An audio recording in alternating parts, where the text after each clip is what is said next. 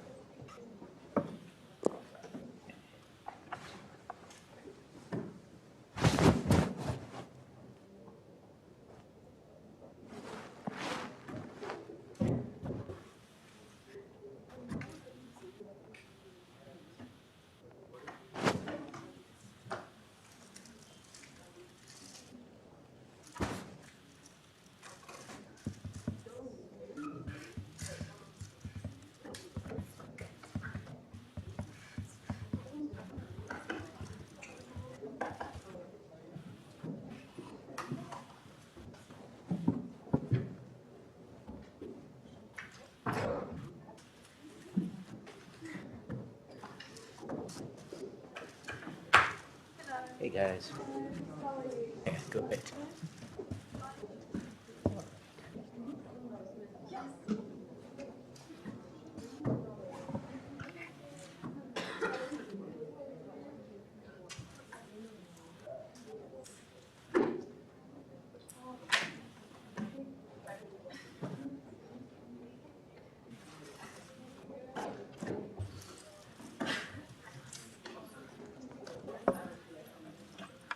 All right. Good evening, everyone. Let's go ahead and get started.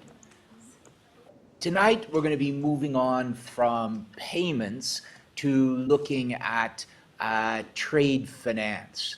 And for this week, in addition to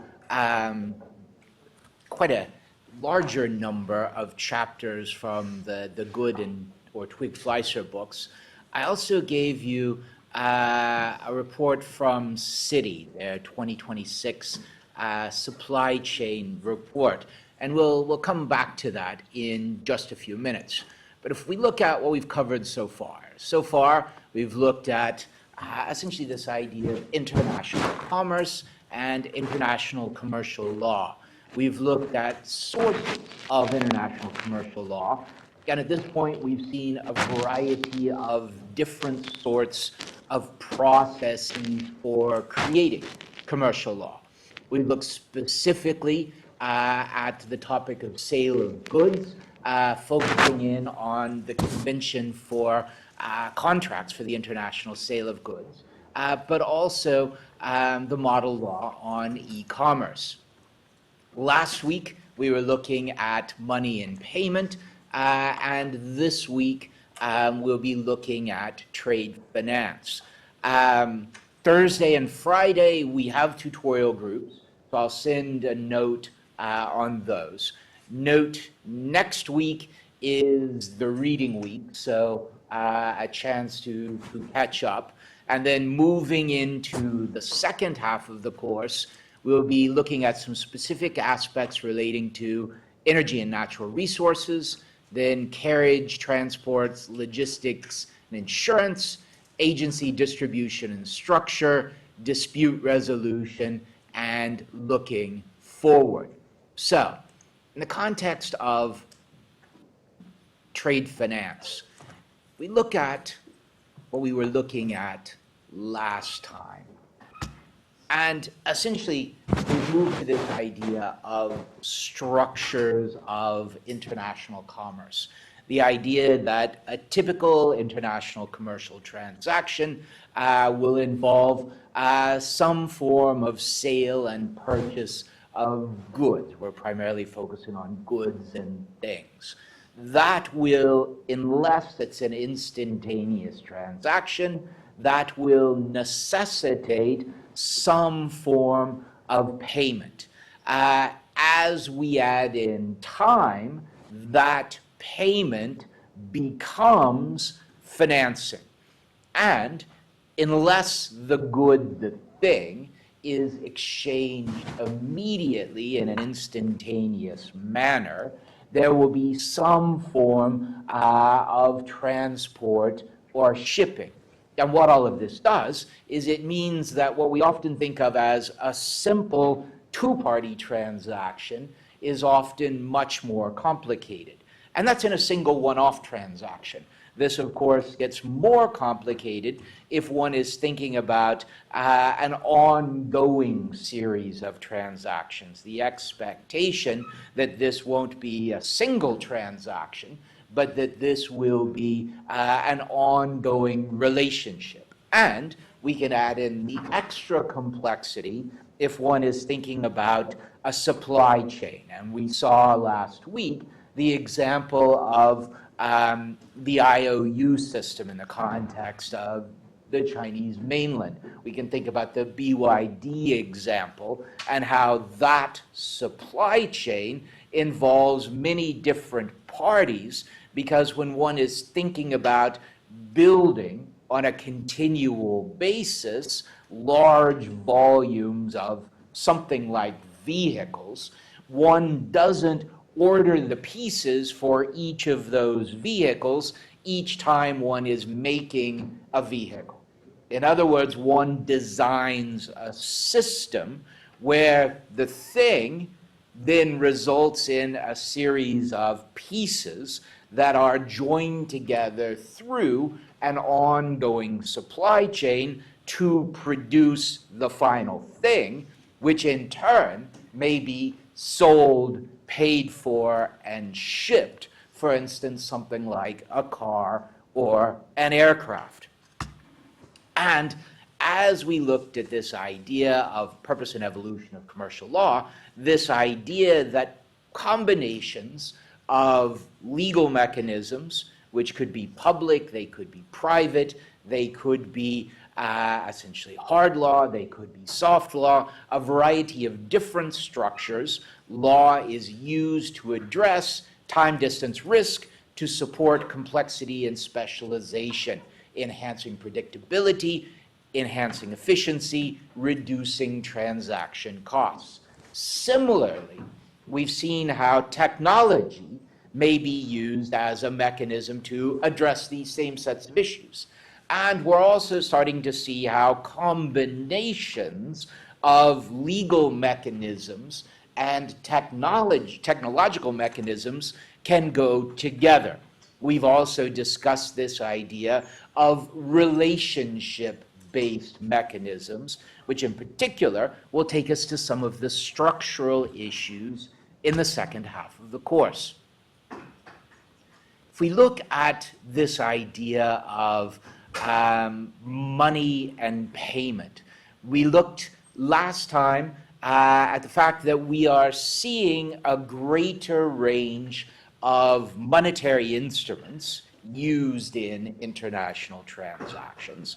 We're also seeing an increasing range of payments structures. And in fact, I'll pick up two quick stories that relate, actually three, that relate to both of those. The first, this one.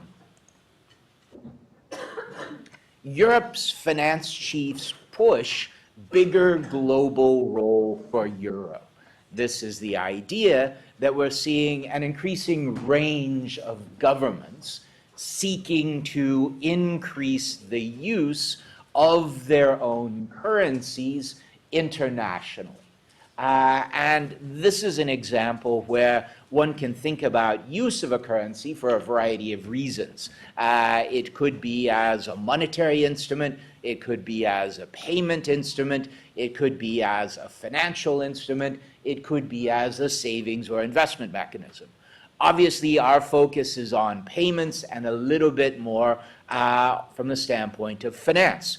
But what we're seeing with Europe, with China, some moves from India and a range of others, for instance, the BRICS, thinking about ways that one could develop or increase the use of monetary systems that are different from the dollar for a variety of reasons. So, highlights here. Euro area finance chiefs are pushing to expand the single currency's global role as U.S. President Donald Trump roils markets and the dollar weakens. In light of recent geopolitical events in our current political context, there are risks that the international financial and monetary system is being used as a political tool, said Greek Finance Minister Kyriakos Periakos, who chairs the meetings of his Euro area peers. It is thus existential for us to safeguard the international role of the euro, as it is quite pertinent for the EU's monetary sovereignty.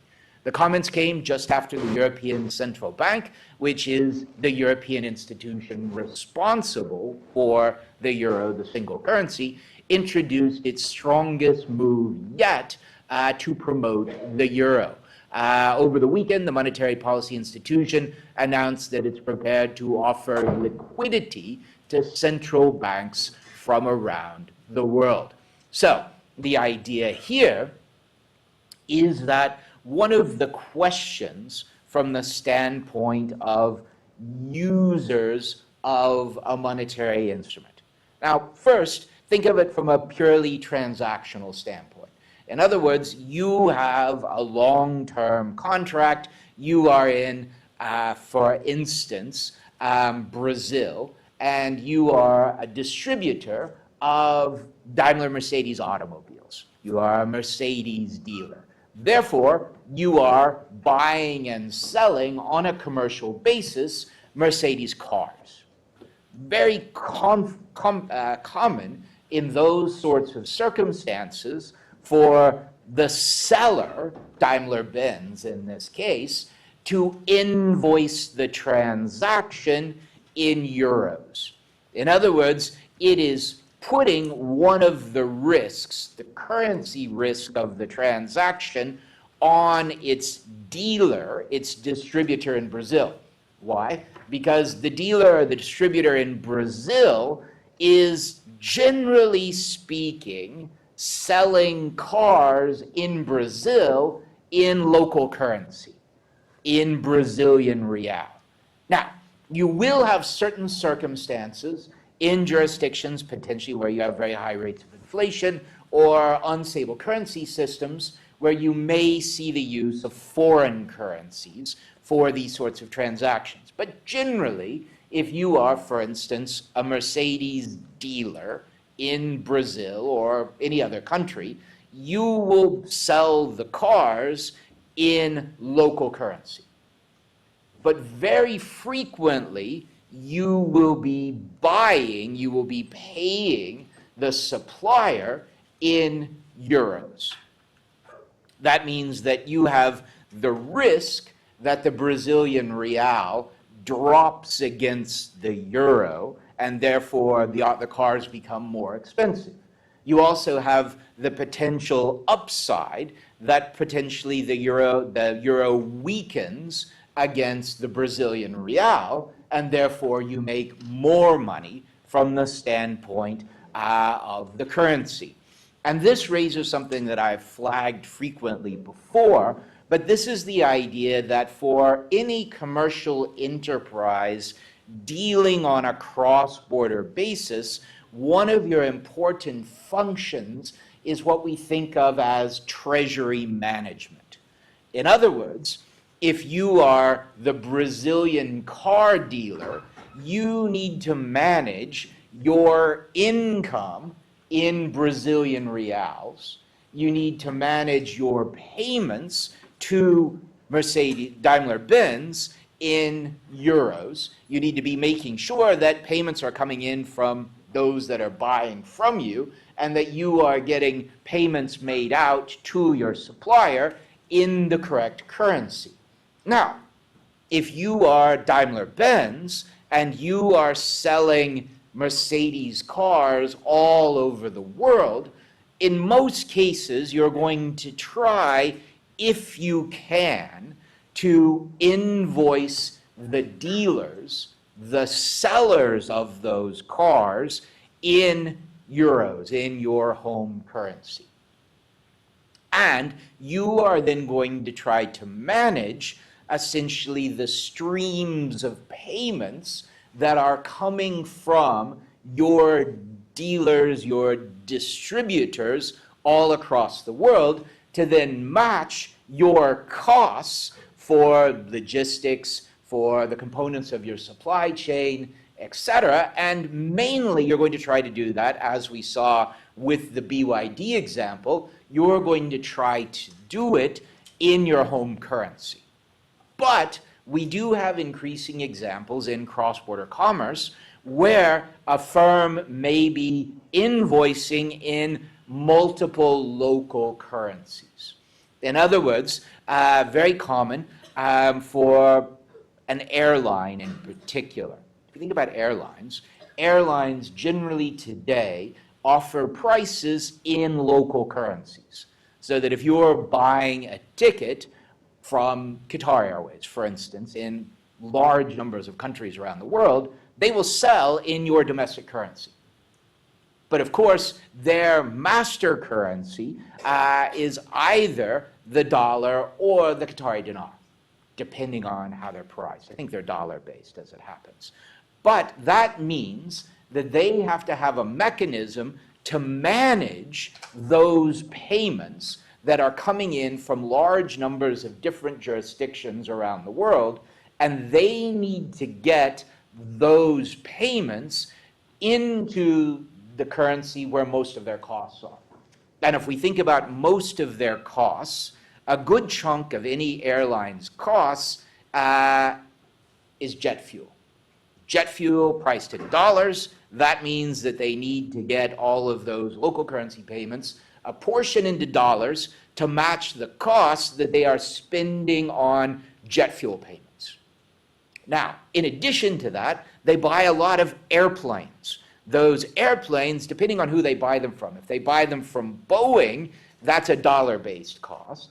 If they buy them from Airbus, that's a euro-based cost. So they're having to match their local currency incomes into the currency of whatever their major expenses may be.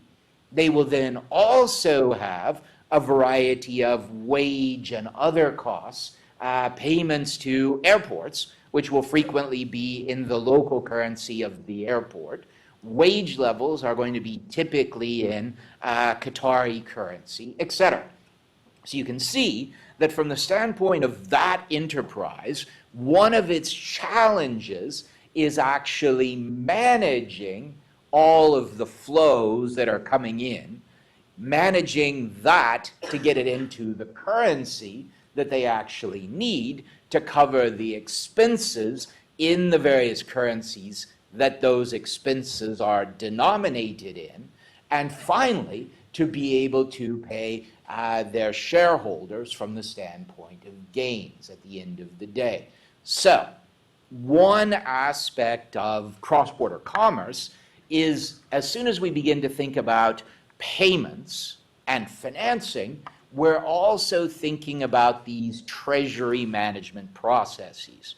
And one can see the attraction of the Chinese IOU system, where you would have a single system set up by the company to be able to manage all of its payments and expenses in a single currency across a single platform. So, What we're seeing is, if you want to think about 20 years ago, most cross-border payments would have been made and invoiced in dollars. Euro has always been used frequently. We're seeing a variety of efforts, particularly as a result of some of these aspects of multilateralization of commerce. In other words, if you are in Brazil and you are engaged in a transaction with Indonesia, it may be easiest to use the US dollar. And historically, that would have been the usual default monetary instrument. But it also may well be the case that if you think about a party in Brazil selling to a party in Indonesia, they actually have nothing to do with the United States.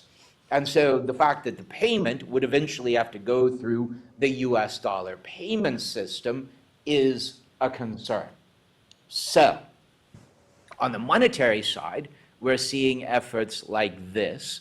This is from the European Central Bank, the EU and the Euro area, to try to expand use of the currency for payments, but also for financing and savings. Now, we're going to come to trade finance in a little bit more detail in just a second.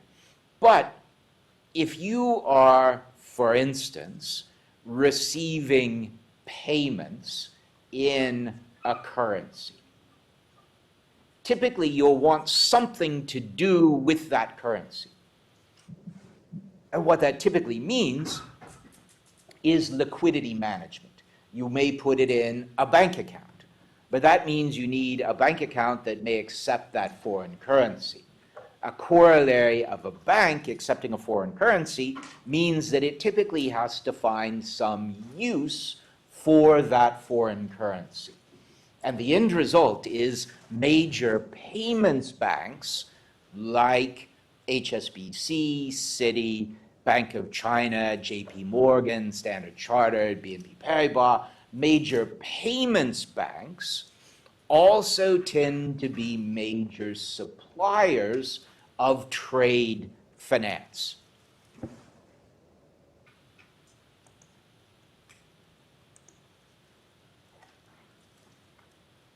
Pick up. One more. This is a story that relates to that idea of different systems. And we're seeing a variety of competing instruments, not only competing currencies. So one can think about stable coins, one can think about central bank digital currencies, one can think about traditional bank-based correspondent banking payments through networks like SWIFT, one can think about crypto. And we're now seeing choices from a number of different countries in the context of preferences for instruments for use of their currencies. If we look at the US dollar, the clear historic preference has been via the SWIFT system, correspondent banking. This is your most common global structure. But now we're also seeing an increasing use, particularly out of the US, of stablecoins. Stablecoins, these are tokenized payment instruments which are backed by assets, very frequently US government debt.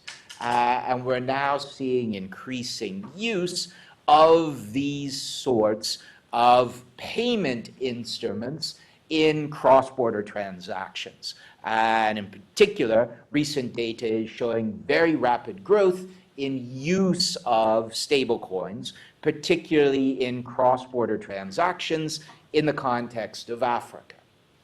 Now, if we look at this article, what we're seeing out of China is, in addition to efforts to expand use of the RMB for international payments, international financing purposes, we're also seeing a preference being expressed for system. So, China has developed a system which is not dissimilar to SWIFT called CIPS, CIPS. That is the China Interbank Payment System. And CIPS, oddly enough, actually is a separate system, but it actually uses the same SWIFT transaction codes. Remember, the standardization is very beneficial, and even if you're running a different system, it can be very useful to run the same standardized labeling to enable transactions with people who are already used to that labeling. In addition, China is focusing on expanding use of its central bank digital currency for transactions outside of China. And this is something that we're seeing increasing moves by Chinese exporters to invoice in RMB. So in other words, efforts particularly by Chinese commercial enterprises to sell goods, manufactured goods, overseas in domestic currency instead of dollars. Historically, most Chinese businesses would have tended to use US dollars for cross-border invoicing. But that is now changing. More and more are using RMB. Now, this is also paralleled by a move by banks like Bank of China, but also others, including HSBC and Standard Chartered, to increase the availability of trade finance in RMB as an option. In other words, the ability, in addition to make and receiving payments in dollars, RMB, or euros, to also be able to get trade finance in major currencies, dollar, but also euro, and increasingly RMB. This article is just about Chinese regulators have tightened the country's sweeping ban on cryptocurrencies and for the first time outlined a regulatory framework for the tokenization of real-world assets, signaling a more proactive approach to managing risks from emerging financial technologies. In a notice dated February 6, People's Bank of China, China's central bank, and 7 other government bodies reiterated that all virtual currency-related business activities, so this is essentially cryptocurrency-related activities, constitute illegal financial activity. Now, this is the stablecoin bit. The rules explicitly prohibit any domestic or foreign entity from issuing stablecoins pegged to the CNY overseas without regulatory approval. In other words, the idea here is that in addition to if you wanted to issue a stablecoin in RMB onshore, you would need regulatory approval, which currently is not available. This rule now says that if you wanted to do one offshore, you would also need regulatory approval. Chinese entities and their overseas subsidiaries are also barred from issuing virtual currencies abroad without permission from relevant authorities.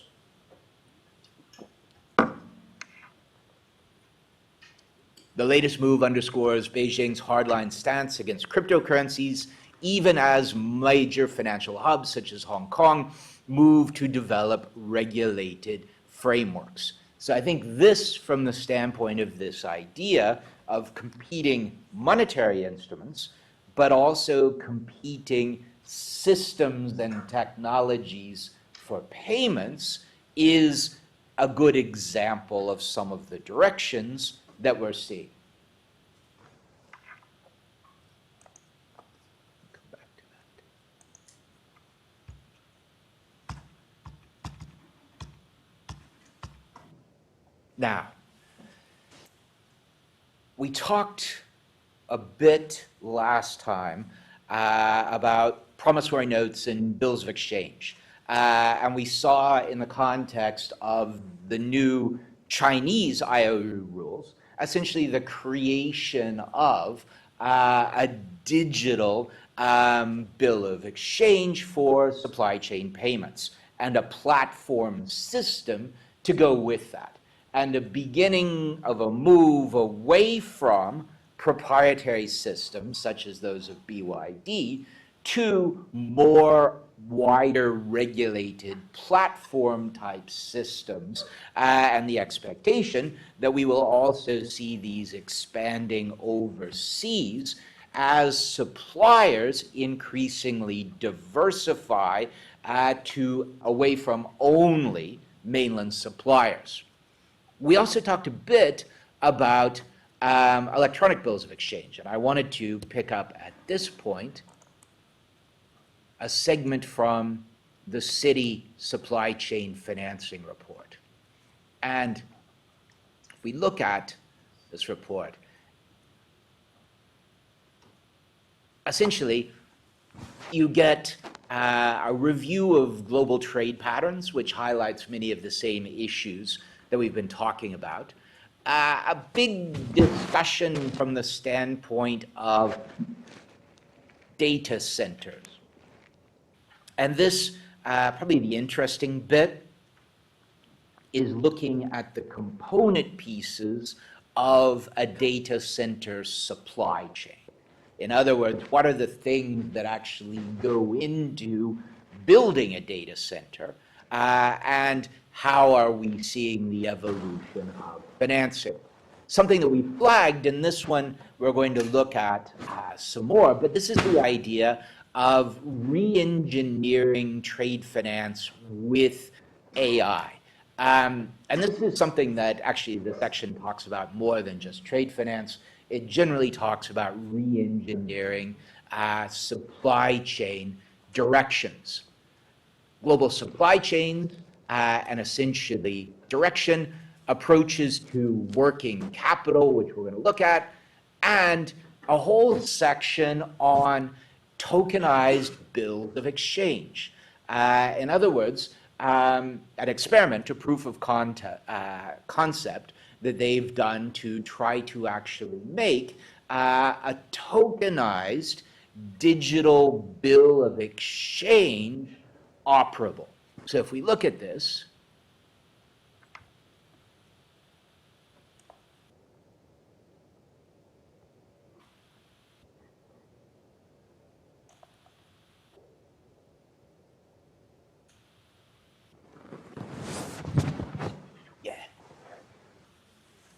not surprisingly, nice summary of the same things we've been saying. Global trade finance has long been the backbone of cross-border commerce, yet its processes often seem to belong to another era. Paper documents, courier services, limited operating hours, and manual checks create friction in a world where supply chains strive to react instantly. At the same time, new legal frameworks and digital technologies are converging to offer a credible alternative. And this is tokenized trade instruments that combine the legal enforceability of paper with the speed and desired 24/7 availability of a digital execution.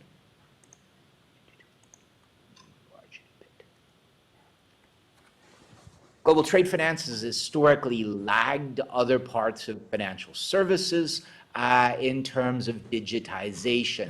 Processes are often manual and time-intensive, and many key instruments are still governed by laws that require paper-based documentation. The reliance on paper introduces potential risks and inefficiencies.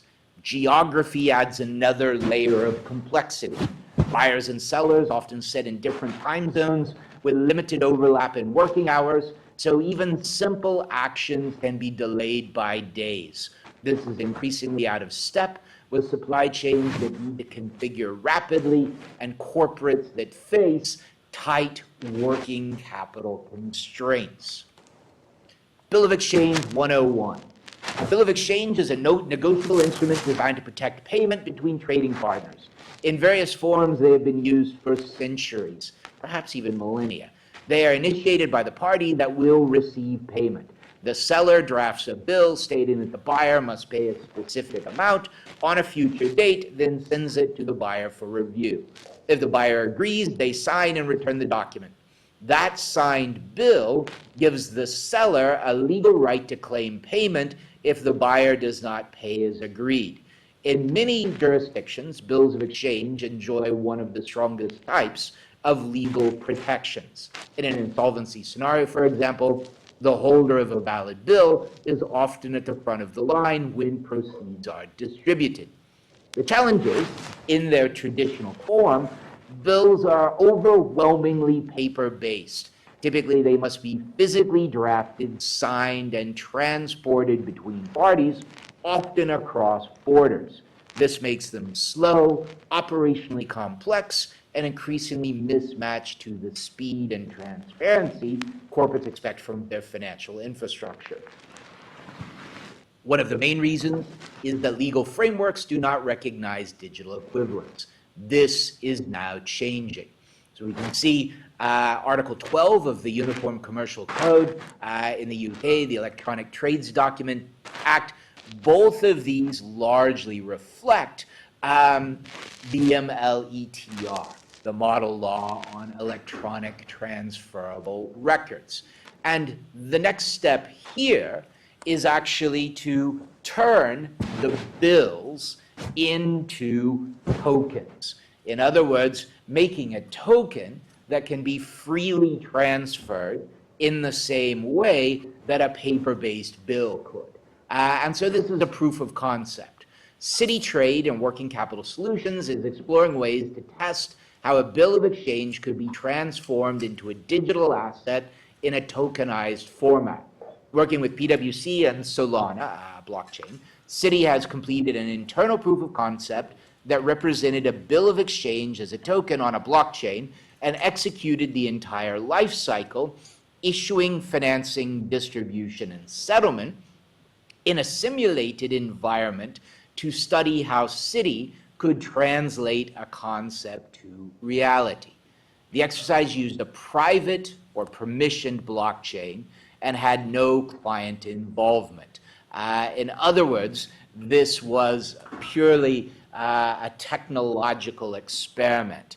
And what we see with all of these technological experiments is often the same thing.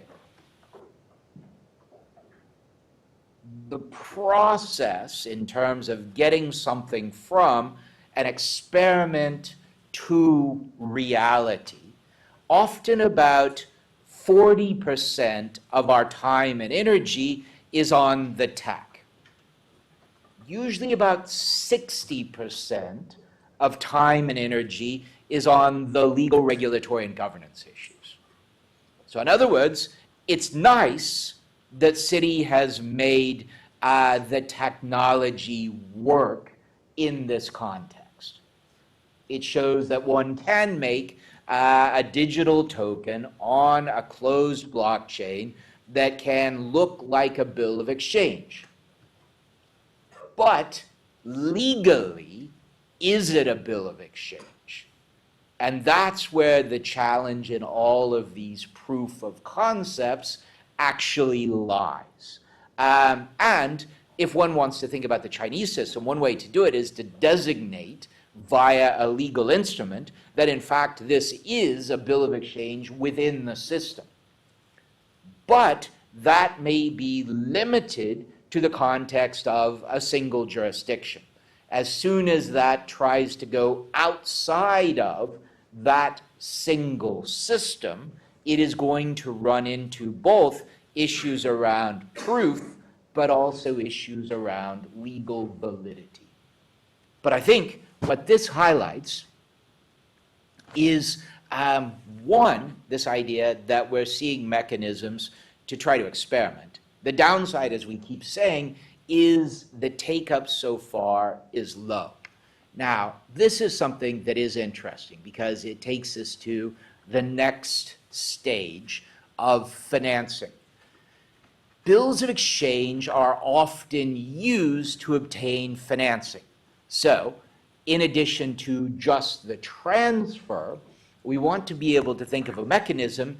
Is this bill of exchange, is it sufficiently legally robust to be collateral security for the provision of financing? In other words, you have something that says the buyer will pay at a certain point in future. You have a mechanism where you can sell that to others. That's the idea that we talked about last time of discounting. But is it sufficiently robust that a bank or other finance party will actually be willing to loan money against the receipt? With a token that confirms the buyer will pay $10,000 on a given date, the supplier can sell the asset to a bank at a discount. The bank pays the supplier perhaps $9,500 and receives the tokenized bill of exchange, acquiring the legal right to collect the full $10,000 at maturity from the buyer. If the bank later wants to distribute the risk, it can transfer the tokenized bill of exchange just as easily. Ownership moves with the token, and settlement automatically directs repayment to whoever holds it at maturity. What the POC demonstrated. The POC did more than simply put a document on a blockchain. That's simply digitalization. It demonstrated the life cycle of a bill of exchange discounting transaction may be replicated efficiently and securely on blockchain by creating, storing, and transferring the operative documents in legal form. The POC also showed that smart contracts may be effectively leveraged to govern the timing and business logic for issuance, acceptance, financing, and repayment, and the payment legs at the back end of the process may be settled using tokenized funds. This could be stable coins, it could be central bank digital currencies, or it could be something that we call tokenized deposits, thus eliminating the need for manual reconciliation or batch processing. So, an example that the technology will work, but it doesn't fully sort out the legal issues. Now, so long as Citi just does this internally, in other words, so long as the token doesn't leave the permissioned blockchain, it stays under the control of Citi, we get a similar situation to BYD's supply chain financing mechanism. In other words, as long as it's a closed system, you can keep track of everything in that system, and it works. But the challenge so far is getting a system that will work outside of a closed environment.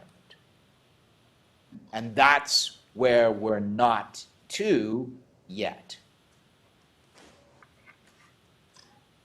Now, I'm going to pick up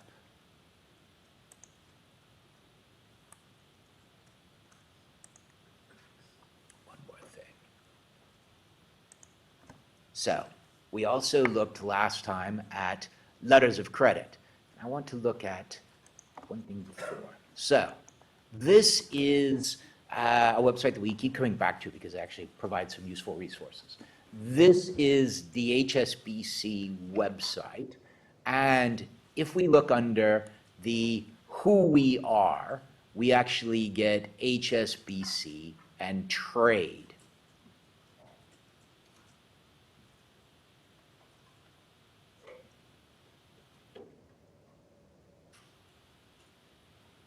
Now, I want to pick up a couple of things. The first, we'll look at their offerings for trade finance a bit more broadly as examples. But where I want to start first is with one particular piece. So this is Global Trade Solutions. As it happens, HSBC claims that it's actually the largest trade finance bank. Their estimates for 2024 where that they facilitated about 850 billion US dollars of trade across a very wide range of different markets. Now, I want to pick up this. If we look at solutions they advertise, one is documentary credits, two, trade pay, three, working capital solutions, international solutions, supply chain finance, and sustainable trade finance. Let's pick up the documentary credit. Documentary credit. Documentary credit, also known as letters of credit, mitigate payment risks associated with cross-border trade and improve your cash flow. HSBC letters of credit. A letter of credit is an undertaking by a buyer's bank to pay its suppliers for goods or services subject to agreed conditions. Letters of credit are used extensively in financing of international trade because they offer assurance that both parties will fulfill their obligations in the trade. For buyers, import letters of credit can potentially help you secure international purchases and give the ability to negotiate better contract terms, such as increasing suppliers' credit. Now, these are useful, I think. Two videos. How does the letter of credit process work? One is our import letter of credit. The other is export letter of credit. Take a quick look. HSBC offers the global trade finance solutions that help you make the most of your working capital and trade with more confidence internationally.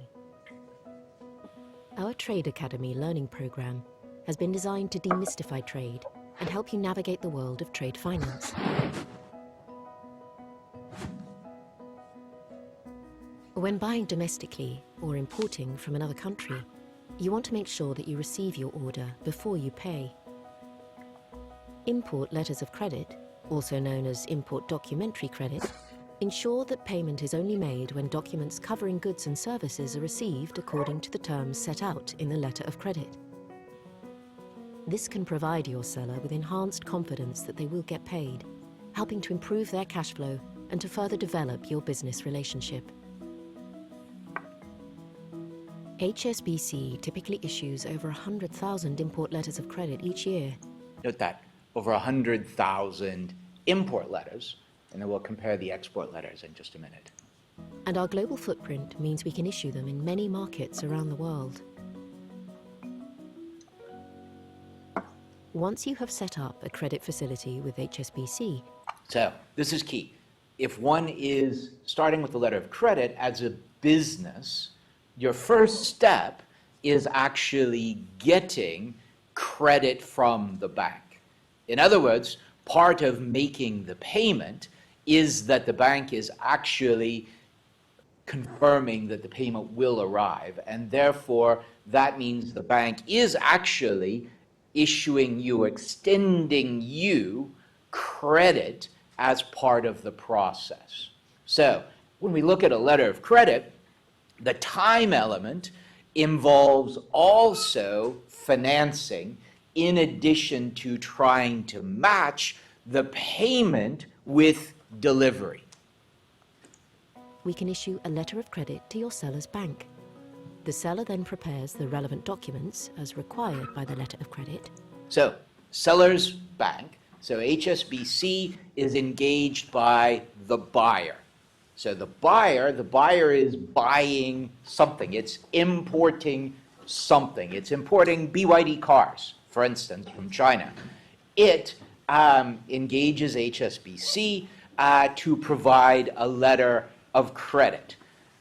The buyer, the letter of credit says that HSBC will pay to the buyer's bank, which could be HSBC or it could be Bank of China, on the basis of documents such as invoice and proof of shipment. Such as the invoice and proof of shipment, and presents them via their bank to HSBC. Once your seller... So in other words, your BYD takes its documents to Bank of China in Shenzhen, shows that it has the invoice, but also that it has put the cars onto a ship and the ship has left. Yeah.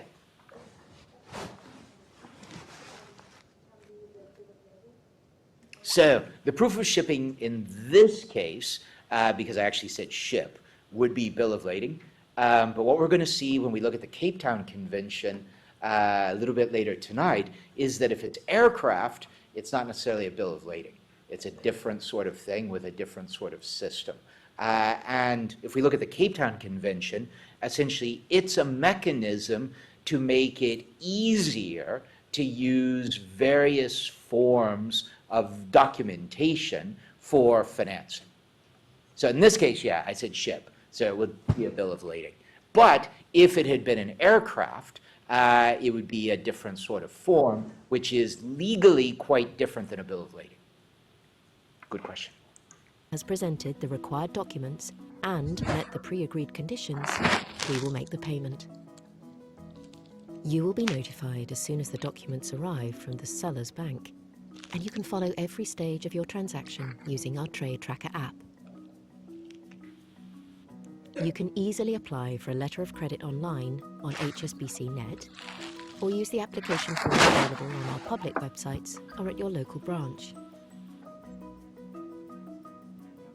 When applying, you can enable a smooth transaction by making sure the wording, such as description of goods, is clear, and that the terms, such as expiry of the letter of credit, document presentation date, and latest shipment date, are consistent with your purchase agreement and practical for you and the seller.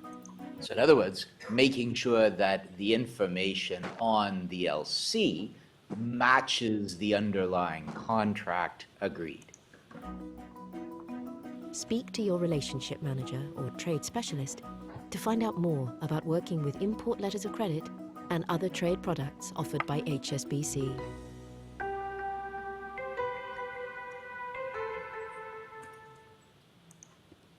Now, export letter of credit. HSBC offers the global trade finance solutions that help you to make the most of your working capital and trade with more confidence internationally. Our Trade Academy learning program has been designed to demystify trade and help you to navigate the world of trade finance. When you're exporting goods and services around the globe, you want certainty that when your products have been delivered, you'll receive the associated payment. So if you think about these, the difference is really who is initiating the letter of credit. In one case, the importer. The importer may be in the UK buying from BYD. They only want to pay when BYD has confirmed that the cars have been loaded onto the ship, and at that point payment is made. In other cases, as the exporter, you may be setting up a letter of credit to essentially confirm payment has been made by the importers. So in other words, instead of the distributor only paying BYD when the cars, BYD wants to set it up itself so that it confirms that it is getting paid when it ships. So essentially the difference is who sets up the facility, and this is often whose credit is being used from the standpoint of the transaction. Ideally, you would also know how long it will take to get paid, so you can manage cash flow. Using a letter of credit, also known as a documentary credit, your importer's bank commits to make the payment so long as certain pre-agreed conditions are met. HSBC typically advises around 400,000 export letters of credit each year. So interestingly, the export letter of credit is more common than the import by a substantial margin, at least from the standpoint of HSBC's business. Our global footprint means we're able to advise them in many countries around the world. Once you've agreed on the initial contract, your buyer applies to their local bank to issue the letter of credit. It's best to ask for a preview of their application so you can check it matches the contract you've made together. If approved, The buyer's local bank issues the letter of credit to your bank. Once the goods are shipped, you then present the required export documents, such as invoices or proof of transport, and provided the relevant conditions are met, the payment obligation is triggered. Amendments and discrepancies in documentation could delay or even prevent payment. So in other words, this part about strict compliance re-emphasized in the context of actually the acquisition process. So provision of accurate documents is key. Because the bank is making the payment, not the buyer, you could gain much better confidence over the payment date. When HSBC handles both ends of the transaction, the integrated nature of our global banking network could also improve your time to cash. Using HSBC Net, our instant advice service, or our trade transaction tracker app, you can follow the whole process so you'll always know what's happening. Speak to your relationship manager or trade specialist to find out more about letters of credit or... So one of the things that's interesting here is this idea that HSBC is specifically selling itself as able and interested in doing both sides of the transaction. And of course, from HSBC's standpoint, if there isn't another middleman, its costs are much lower because it's just dealing with different pieces of itself. It's very easy to make those transactions by debiting and crediting what are its own internal accounts in order to get quick, fast transactions. It means that it may be cheaper than offering an alternative, but HSBC is also going to try to maximize the amount it earns. So even though its costs are less, it's still not going to offer that much of a discount to what might be offered by, for instance, a local bank working with HSBC. But it does know that it has an advantage by its scale. And this, I think, highlights that point, that when we think about this small group of banks that are dominant in payments and Forex, very frequently they're also dominant from the standpoint of trade finance because they have visibility at both ends of the transaction. One last thing.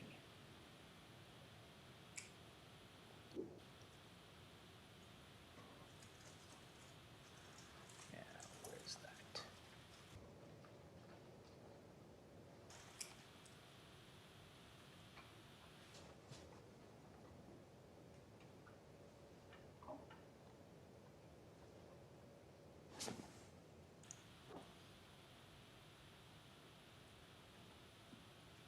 Standard trade terms. So we've talked about standard trade terms. We've talked about standardized documentation and the embedding in those systems of these international commercial law processes. So let's take the UK. Note this.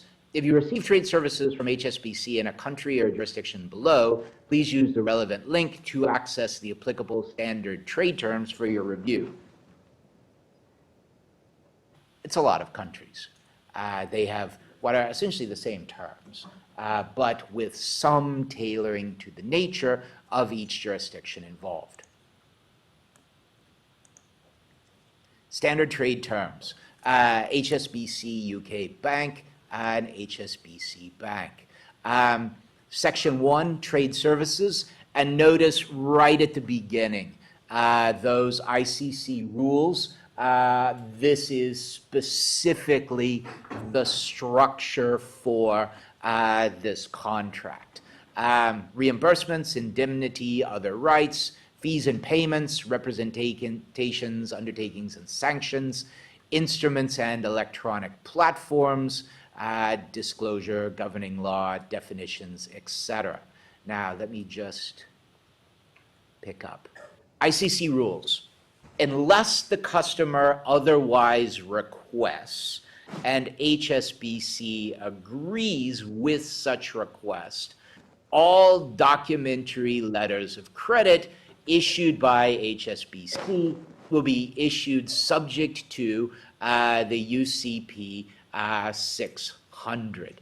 And if necessary, the supplement for electronic presentation. We also get all bonds and guarantees issued will be issued subject to the uniform rules for demand guarantees, ITC publication number 758. All collections will be undertaken subject to the uniform rules for collections and electronic supplements.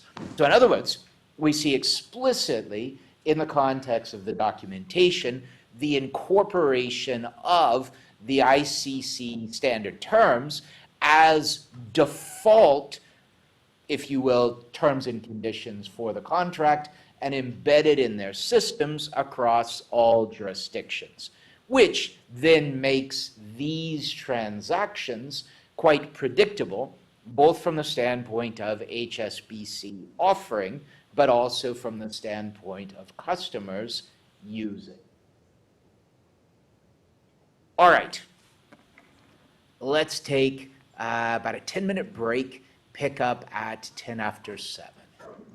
I'll bring the code back.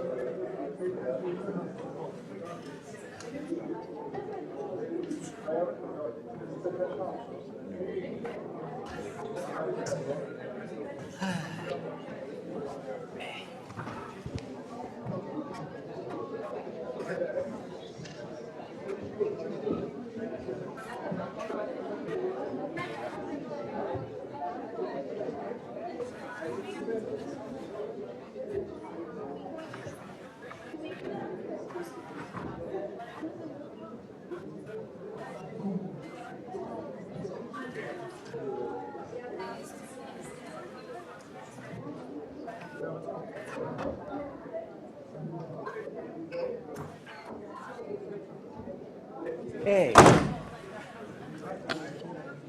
What's that? Is the microphone off? No, it's not. I can't really turn it off. So,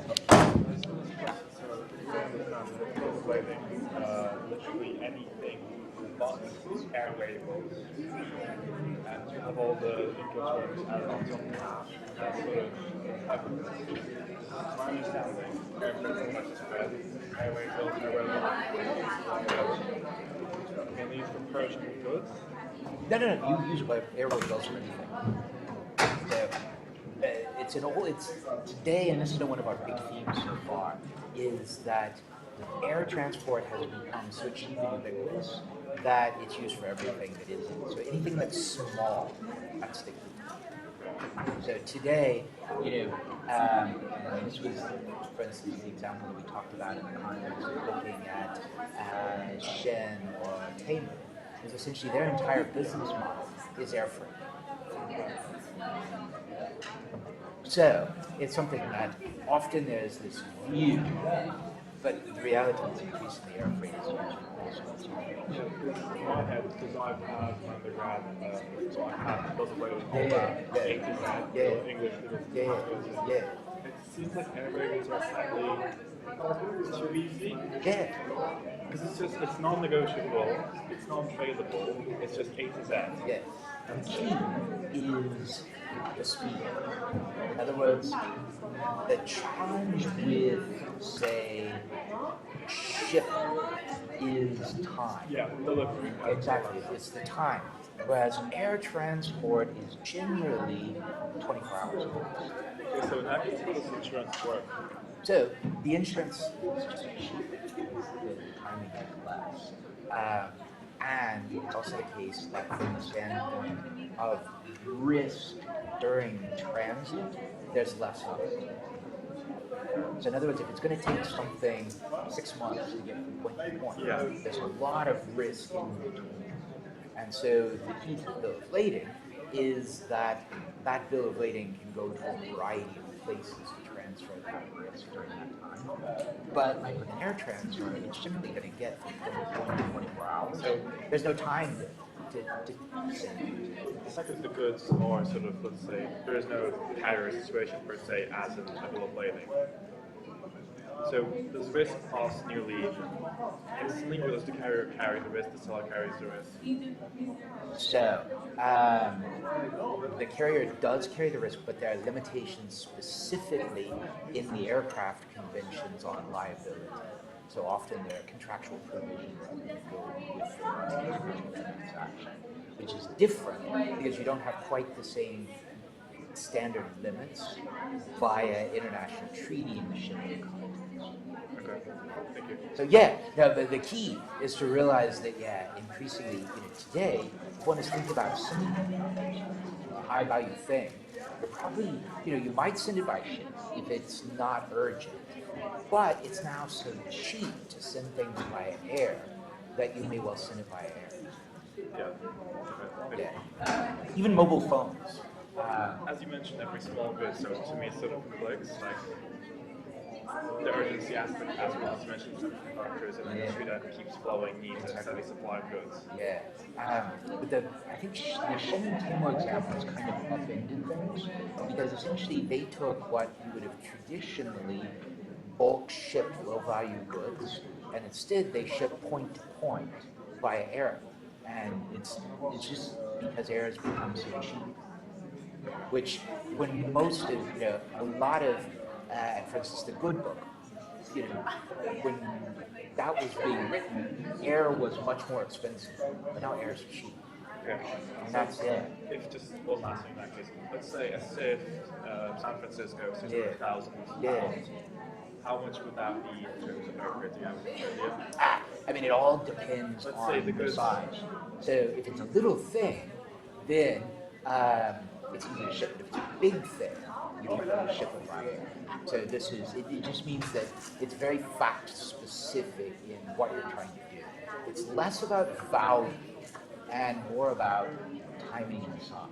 Okay, and last question. Yeah. So air freight is usually done by like big cargo planes like Antonovs, stuff like that. It's actually, I would say that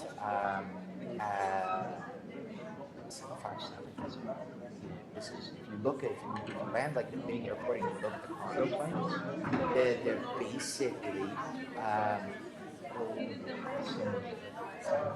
So seats ripped out. exactly, and the 757 has the advantage that the cockpit's up at the top, so you've got, and those are cheap and easy to run, unlike an Antonov, which is expensive. Yeah, you're welcome. Yeah.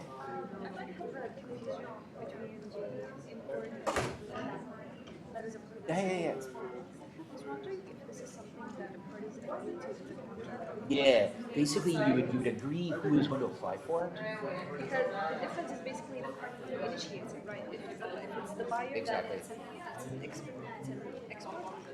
an export letter of credit, and it's the seller that is It's so if it's the buyer, it's import. Oh, okay. If And it's the seller, it's export. So And it's basically a contractual thing. Who agrees to who's going to get it? how have they decided that? Is there like a standard? What's the benefit for each party to decide if they are the one who's going to initiate the letter of credit? What's the benefit of that? Yeah, it's going to vary from place to place. Some people will like to do it because maybe they have a long-term advantage of the bank and they're financing costs are cheap, often there's going to be a bigger party is often better placed. But then the bigger party may put it on the other because they don't want to deal with the cost. But is there like, it might be rare, but is there like a situation or a case where both parties have initiated the letter of credit and maybe that? I mean, it could happen. You could have this situation. What you should have is, and that's the point that was actually in both of the videos, that you should have this process of the buyer and the seller agreeing terms on the transaction and making sure it matches the contract. But yeah, it is certainly possible. But if such thing happens, so what's this? Just like gonna go to court, or is it? It's something that- probably, in both cases, this is probably going to be something that the buyer and the seller, one will simply say, I'll cancel mine and we'll use yours. Yeah, because if you both got one, the transaction it's paid. But in this case, doesn't that mean that one of them at least has breached the contract? Because of course, it's probably, I don't know, I mean, it's possible that you didn't actually specify Yeah, who was you might using not. it. You could just say letter of credit. and it's not really, because I actually have kind of came across like several contracts from back home. Yeah, but it They just don't says, really specify who's going to this do it. letter of credit because it's like a contract as well. Yeah. So this is why I had a question because it's not really. It's usually, yeah, it's usually would be who, it usually say who's going to arrange the letter. And then whoever it is that arranges it determines whether it's import or export. So what's like fascinating is Yeah. Yeah, yeah. There like some, well, I know that in shipping, sea freight, there's like Incoterms that basically Yeah. govern the risk and liability between the two parties. Is there something similar in air cargo as well? Yeah, there is, and you actually have international conventions that actually lay it out. So basically, for example, also what I have seen also from previous contracts is that the parties do not need to actually agree to it expressly. That who's gonna Exactly. or they just refer to an Incoterm. Exactly. And the same with air, because basically all airlines are members of IATA, the International Air Transport Authority. And their governing rules sets out everything. Yeah. And so exactly, and in some ways, air is easier because it was done, there are fewer airlines than ships. And so when all of the shipping stuff was done, there were tons of shipping companies. Now it's This is kind of new to me when you were saying that now, like air cargo has become more common or more used by. It's always in my head that the reliance is more on like sea cargo. So it's kind of a revolution to change to air cargo. exactly, but it's yeah, it really has been. Yeah.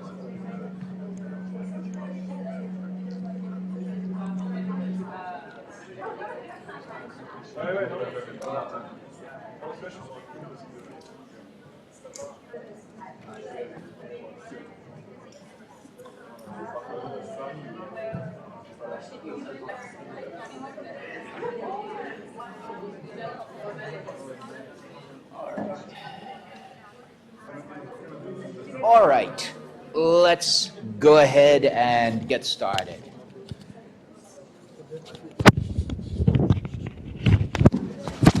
So, we've really looked in the first part at sort of some of the mechanics around currencies as well as around bills of exchange and also at letters of credit. And it's worth just flagging from the HSBC website a couple of other points in terms of offerings. So often, if we think about it, from the standpoint of a bank is trying to figure out how to help their customers make the most of their flows of money. And so how HSBC will often look at something like a letter of credit is in the context of a loan relationship. In other words, HSBC most of the time will have a credit relationship with the client, and that credit is then being used to make the letter of credit process quick and easy. That's the basic business model. Now, what we're going to see is the variety of other mechanisms, which are often forms of structured finance, which are focused on financing specific assets. And these are often specialized types of financing that are used in the context of commercial transactions. HSBC's trade pay system is essentially a centralized system that would allow a customer who has a loan to make a variety of different payments through that centralized system, including opening a range of different letters of credit, and to be able to then manage that all in one single place. And this, once again, is that idea of the centralized model. If you are able to centralize transactions in one place, the visibility increases. The visibility enables lower costs, higher efficiency, better risk management. Now, I'm not going to play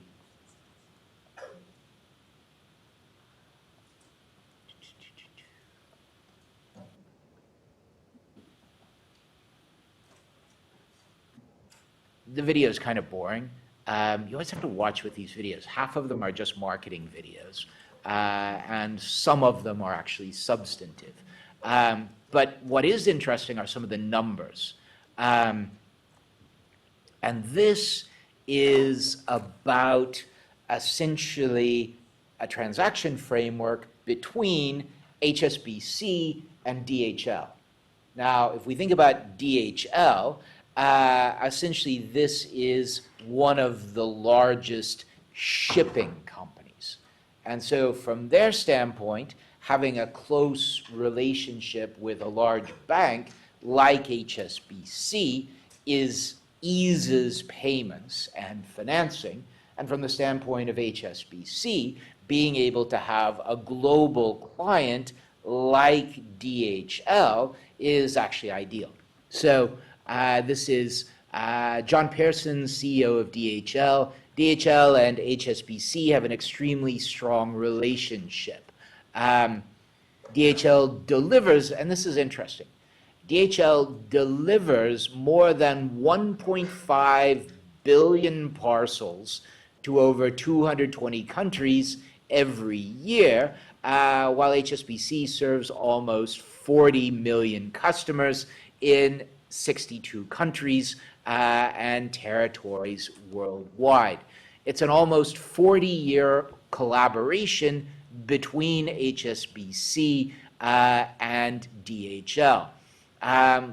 They're global, we're global. We're huge in a number of geographies, and we need any number of cash management services, treasury bank guarantees, and a lot more. And HSBC are able to provide those services on a global basis.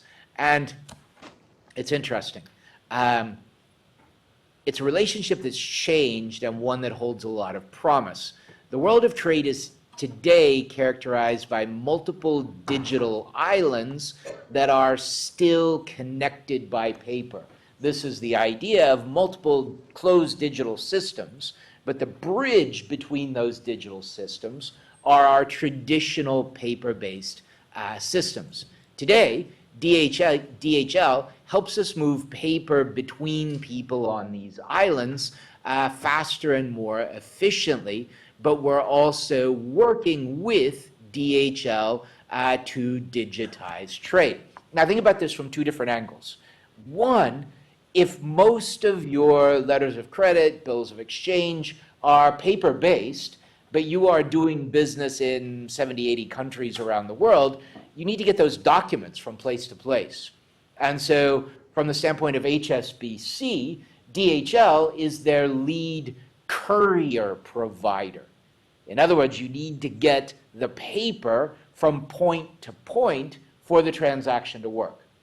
But also, from the standpoint of DHL, HSBC, is their main payments bank for their global delivery business. So both sides are working closely with the other to essentially achieve the same thing. And they're working on, as we've looked at the ICC Digital Standards Project, both are also involved in this process, but once again, still this point that many things, bills of exchange, bills of lading, tend to be paper-based. Now, shifting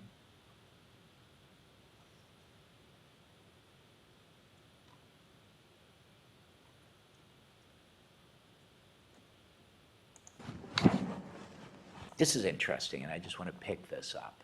I gave you the Citi trade finance survey, and in some ways, the survey data is interesting, but not necessarily in many cases as granular as I would like. Some of the key points from the HSBC Global Trade Survey, however, are interesting. And if we pick up 6 key themes, which are very central to what we've been looking at. First, adapting to the new normal. 67% of businesses surveyed are feeling more certain around trade policy affecting their business than they were 6 months ago. Note that this was done in December. Over the weekend, we had this.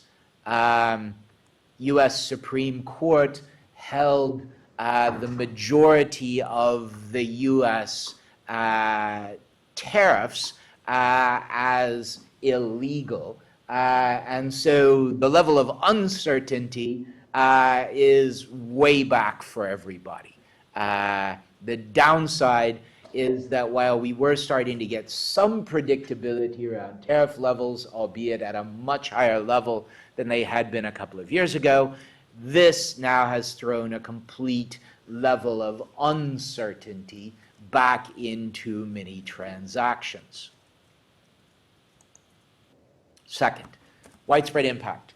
66% expect increased costs over the next 6 months due to tariffs and trade uncertainty.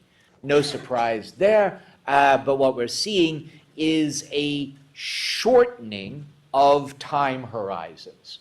Whereas businesses 5, 10 years ago would have often looked in multi-year cycles, we're now seeing those cycles compressed to 6 months or even monthly because of the high levels of uncertainty. A theme that we've hit, diverse coping strategies. 84% are either already diversifying suppliers or planning on doing it. So in other words, this idea of diversifying suppliers away from the pre-COVID single supplier model. Uneven preparedness levels. 52% of businesses in the US say they are well informed and prepared versus 35% of companies in Europe, 32% in East Asia and North Asia. And this is, I think if you look at those numbers, that shows a high level of uncertainty in big chunks of the world. Liquidity takes center stage. 67% have used more short-term financing to address working capital needs. In other words, the drop in predictability is shifting financing horizons from longer-term borrowing to shorter-term credit and liquidity due to the uncertainties around costs and transactions. And this idea about multipolarization. 1 in 2, 50%, are planning to enter new markets. And so I think some very interesting themes from the standpoint of the HSBC Trade Survey. Now,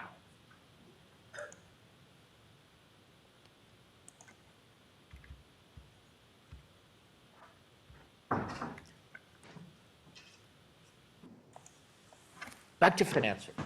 And financing we've highlighted is essentially this idea of adding time to payment. Anytime there is a time element, you are moving from straight payment to financing. And we see all kinds of different models, from simple things like deferred payments or contracts for future performance to systems like promissory notes and bills of exchange or letters of credit. A variety of mechanisms which we see for use of ownership. In other words, when and how does the ownership of something transfer? Can you use the ownership of the thing in order to actually get financing? And a variety of different mechanisms in which this is done. If we think about payments, one of our largest mechanisms is actually unsecured credit card-based payments, which is an unsecured loan done on the basis of often personal credit analysis. If we look at small businesses around the world, the single most common form of financing they use is founders, owners, credit cards. That is the single most common means for a small business to finance just about everything because it is widely available and therefore easy to use. You then see a variety of secured transaction mechanisms. The real challenge around secured mechanisms is often things that allow someone to use a thing. In other words, it's a movable thing. It's a car. It's an aircraft. It's a train. Can you use the thing while you are paying for it?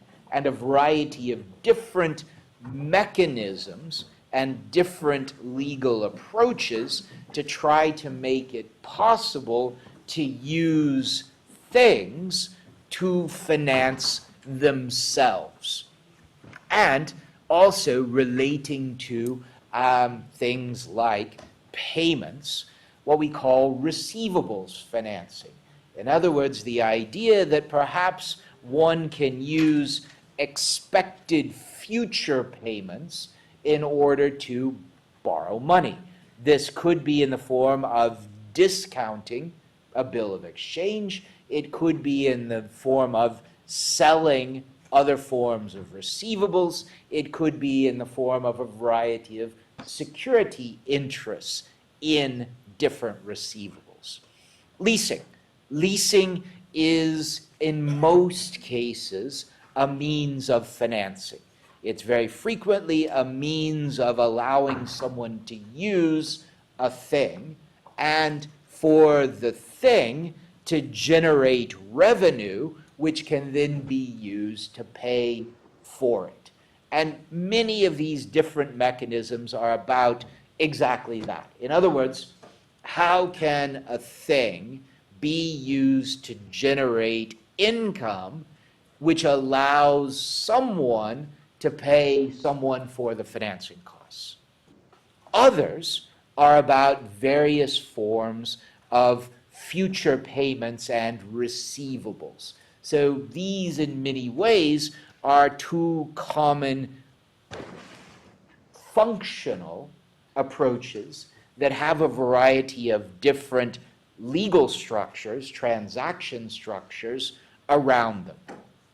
And most major jurisdictions today also have specific organizations, things like export-import banks, which will provide a variety of financing to domestic exporters and also to importers. And I flagged here the example of China Exim Bank, which is China's export-import bank. And if we look at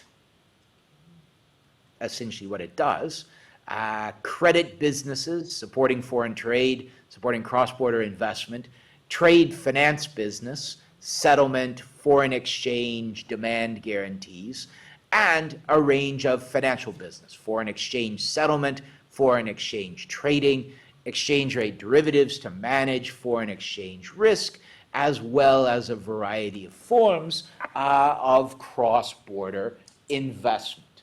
And so one mechanism that we see from the standpoint of trying to address essentially one aspect of financing in cross-border commerce are the development of specific institutions which are often public in individual countries or regions, which then are engaged in providing support for domestic exporters and also, in some cases, for supporting of import processes. Now, this point about a sale, and it's something that there are different aspects about a thing. You have possession and you have ownership. And possession and ownership can be combined in a variety of places, and they can also be separated from a variety of different parties. And one way that we see this is in the context of leasing. In other words, we often think about a leasing transaction. So for instance, a lessor, someone leasing a thing, let's take a piece of railroad stock. They are leasing it from the person who is leasing it out. In other words, the lessor is leasing to the lessee. That is effectively a financing transaction. In other words, the one getting the thing doesn't own it. The one selling the thing continues to own it. Now, it could be the case that after a certain period, the ownership transfers. The ownership may transfer to the person who has leased, or it may not. It may go back at the end of the period. It may simply go back to the original party putting forward the lease. But essentially, this is the idea of leasing.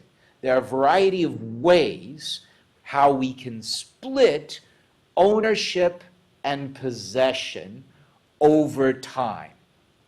So in other words, over time, that mix of ownership and possession may change.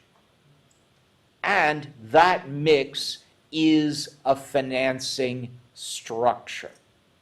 We can also have examples where essentially you have, instead of just the two parties, you may have a third party that is actually providing the financing. In other words, one party wants a thing, it agrees to make payments to the person that is providing the thing. You then may have a financier who actually acquires ownership of the thing from the manufacturer and provides it to on the basis of payments, lease payments, to the user of the thing. At the end of the transaction, ownership may go to the one that is financing. It may go to the person who has leased it out. It may go back to the original manufacturer. The structure, and this is the key point, is that mix of ownership, possession, and time. We can have a large variety of different combinations here. And we've had a variety of efforts to try to, at an international level, provide levels of predictability. And if we want to look at one,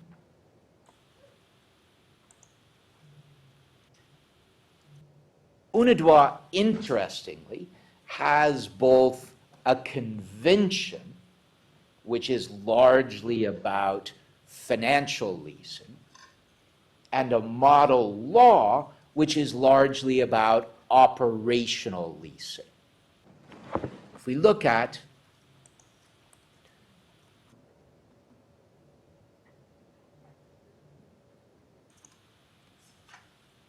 the convention, it's in force, but not a huge number of parties. But it is something that is often referred to in lease financing transactions. And from the standpoint of operational leasing, we have a model law which is often used from the standpoint of jurisdictions looking to create specific laws on leasing. But in many ways, where we've probably had greater success has been in the context of certain arrangements around financing of specific types of equipment. And that's the Cape Town Convention example.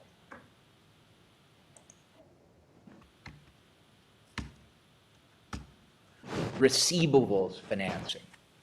Essentially, receivables financing is the idea that a receivable, the right to receive payment, that this is a contractual right, that it can be, in some cases, transferred or sold, and that because it is a right, it has value. And so then thinking about various mechanisms to make it easier to use those receivables from the standpoint of turning a future right to payment into immediate cash or credit. And if we think about the sort of key mechanisms that we see, forfeiting. Forfeiting is the point that we've talked about around bills of exchange, promissory notes, etc. Making mechanisms easier from the standpoint of transferability so that a document which meets specific legal formalities is by its nature transferable to other parties. that allows a future payment obligation, like a bill of exchange or a promissory note, to be transferred, sold, and purchased by others. And this is a business where we see firms that are actively engaged in the process of buying and selling bills. Historically, this has been a role played by banks, and it's something that if one thinks about the Citibank structure that we looked at, essentially the idea of building a single online system where Citi is able to get visibility of a large range of different transactions, it makes it easier from the standpoint of buyers and sellers.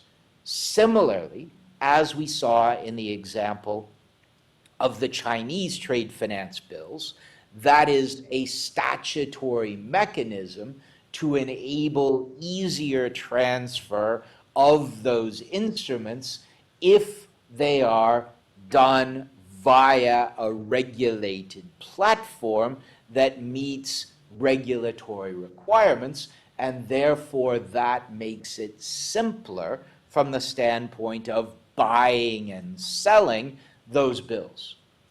From the standpoint of someone who is getting paid, the ability to have liquidity, the ability to have those payment obligations transferable, and to have an active market makes it easier for counterparties to get financing to buy the things that one is selling.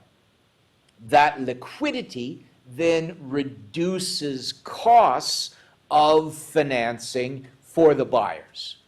The end result is it makes it easier to do transactions because of the standardized nature of the contract.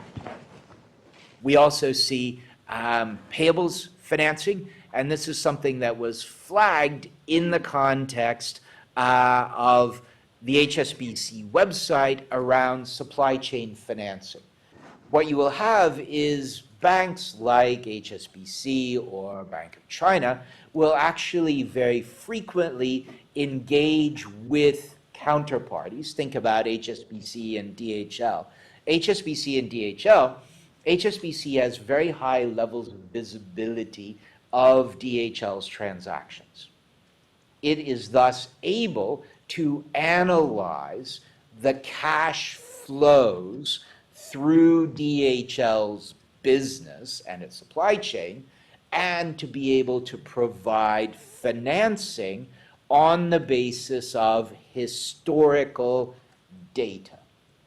And this is something that we see from the standpoint of this idea of increasingly using AI in supply chain management.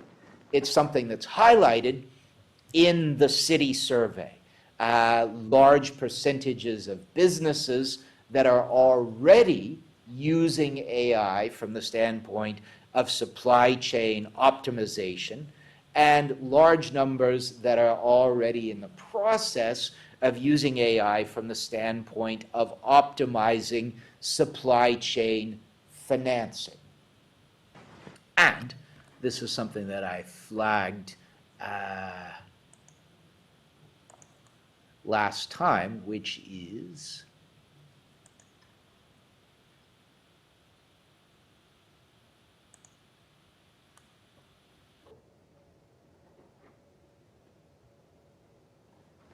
the story which we've seen in financial markets over the past couple of weeks, which has essentially been the idea that any business which can be disrupted by AI, we are seeing large losses in market capitalization. One interesting area we saw this was in the context of logistics. Former karaoke company drags logistics into the AI scare trade. Logistics stocks plunged on Thursday, 2 weeks ago, as the group became the latest victim of the AI scare trade. The center of the sell-off, a former karaoke company with a stock market value of only $6 million. For a market cap, this is seriously microscopic. This is a tiny listed company. The little-known company is worth just a fraction of the value it knocked off a constellation of others, all of which were dumped by investors fearful of even the faintest threat posed by AI. The company trumpeting its logistics platform sent the US Russell 3000 trucking index sliding 6.6%. C.H. Robinson, a major logistics firm, tumbled 15%, and at one point was down by a record 24%. It was the worst drop for the sector since April's trade war market meltdown. In Europe, logistics sector also sank, with major firms dropping 13%, including DHL dropping 4.5%. The chief executive officer of the karaoke-turned-AI company was among those left shocked by the market action, which began after the company said its semi-cab platform was helping its customers scale freight volumes by 300 to 400% without a corresponding increase in operational headcount. So, how does this work?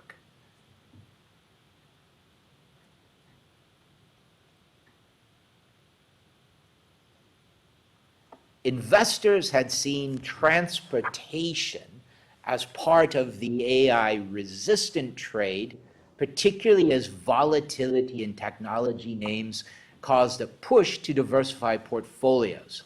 However, the sell-off has proved that even old economy is not immune to AI concerns. The worry is that it could disintermediate the truck brokers, which is why they're getting hit so much. The whole sector is getting hit, but it's mostly on the broker side.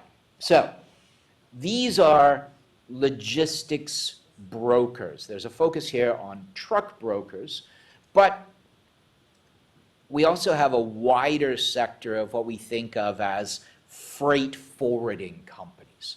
And essentially, freight forwarding companies or logistics companies are in the business of arranging deliveries. Now, one can think about a DHL, but there are a range of other firms, like the C.H. Robinson flagged here, which essentially they are specialists in sorting out complex logistics. In other words, you are a firm that is trying to bring together components from a wide range of different jurisdictions to get them to certain places at certain times in order to support your manufacturing process. You are then, in many cases, trying to then get the things you're building to your customers. Think about something like semiconductors. Building a semiconductor involves a wide range of different pieces. You need all of those pieces to get to certain places at certain points in time. The logistics of that are complicated. And we have a range of firms that specialize in combining shipping, air freight, a variety of other logistics options, along with, in many cases, payments and insurance, in order to get the pieces to the places you need. Now, if we think about something that AI is actually quite good at, this is actually not a bad example. In other words, AI is useful for looking at complex interactions and trying to figure out ways to optimize those complex interactions. And so the logic here is that these logistic companies are likely to be negatively impacted by AI, which can provide similar services at a lower cost. The argument, though, is yes, while that's probably true, one aspect of the logistics firm or the freight forwarder is not just the structural optimization, it's also having the contacts to actually make it work. In other words, you need to have the trucking firms, the shipping firms, the contracts in place that actually allow you to do this. So in many ways, what we're actually seeing is logistics firms using AI to optimize their own businesses, but that doesn't necessarily mean they're being disintermediated. AI isn't able to put together the complex networks of different pieces which are necessary to actually make the transaction happen. And in many cases, it's the logistics firms that have the in-house data about complex arrangements for their clients. And as a result, they have the proprietary data that is necessary for the focus of optimization processes. But this is exactly what we are seeing in the context of AI use in supply chains, is this process of using AI to analyze on a real-time basis the interactions and to try to find opportunities where other options, other pieces could be used, which would be cheaper. And this is something that we're definitely seeing in the context of trade.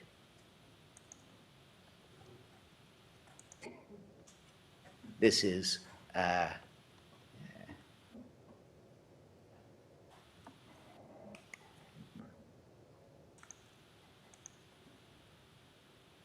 link doesn't work, so that's fine.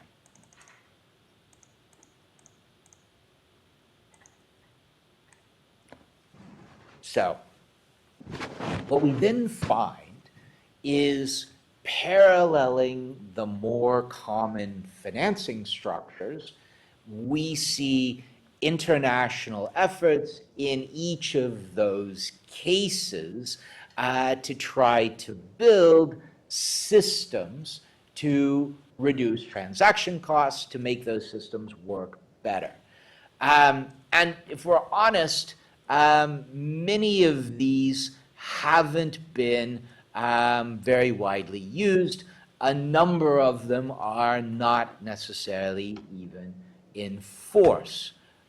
But one area where we've had a lot of success, and not surprisingly, it's one that is treated in a lot of detail in the Good book, because Roy Good was actually very heavily involved personally in the process,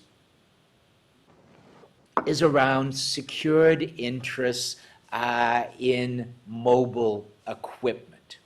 And the key example, and it's interesting, both because it's been successful, but also because it uses a variety of different pieces in legally novel ways to try to address this common desire to make it easier to finance certain forms of high-value equipment. And if we take what is called the Cape Town Convention, Cape Town Convention, as we'll see, it's what is actually called the two-document approach. You have a main convention, which is, of course, a convention. It's a treaty-based, governing something that is very much a private transaction, security interests. You then have a series of protocols for specific types of high-value equipment. an aircraft protocol, a rail protocol, a space protocol, and a mining and agricultural equipment, MAC protocol. If we look at the Cape Town Convention itself, in some ways the interesting piece is this is one of our most successful international commercial law interventions. Agreed in 2001, and so in a little bit more than 20 years, we have over 90 contracting states and one regional organization. If we were to sort of look through, we find China, 2009, we get Germany, we get Indonesia, Netherlands, New Zealand, Qatar, Singapore, UAE, UK, US, and the EU. And so if we look at this from the standpoint of comparative success rates, this is one of our more successful instruments. And once again, it's a convention, it's a treaty. But in order to actually work, one also has to have a protocol. In other words, the protocol gives the details of your specific class of mobile equipment, high-value mobile equipment, which is being financed. And of these, the aircraft protocol is by far the most successful. If we look at aircraft protocol, we get 87 contracting states and the EU. So very wide use of the convention on mobile equipment for aircraft. And if we think about who our biggest manufacturers and sellers of aircraft equipment are, obviously you have Boeing, and so that takes you to the US. You have Airbus, which of course takes you to the EU. You have, in the context of engines, which in many cases may be leased separately, you have Rolls-Royce, which is the UK. And a story that I flagged a number of times, we'll come back to in just a minute, you have a number of others emerging. You've had Bombardier from Canada, which was successful for a while and then failed. You've had Embraer from Brazil, which is relatively successful. And we have most recently COMAG from China, which is now scaling up from the standpoint of production of aircraft. And so all of these jurisdictions are likewise members. And so we can see that the idea is that you have uniquely identifiable high value movable things. And basically aircraft engines, helicopters, railway rolling stock, space equipment, and mining and agricultural equipment. You have, in the context of the World Customs Organization, specific types which are identified via standardized labeling systems and common serial numbers, which makes each individual piece of equipment identifiable. Now, if we look at the others after aircraft,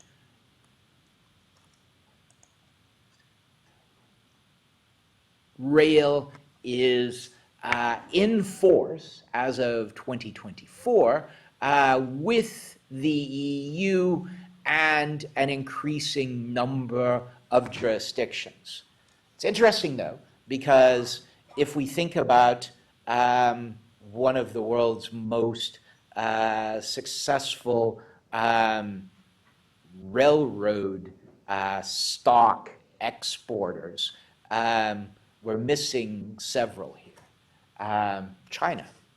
China isn't on the railroad stock. And if we look at today, China is the largest producer of railroad stock, particularly high-speed trains.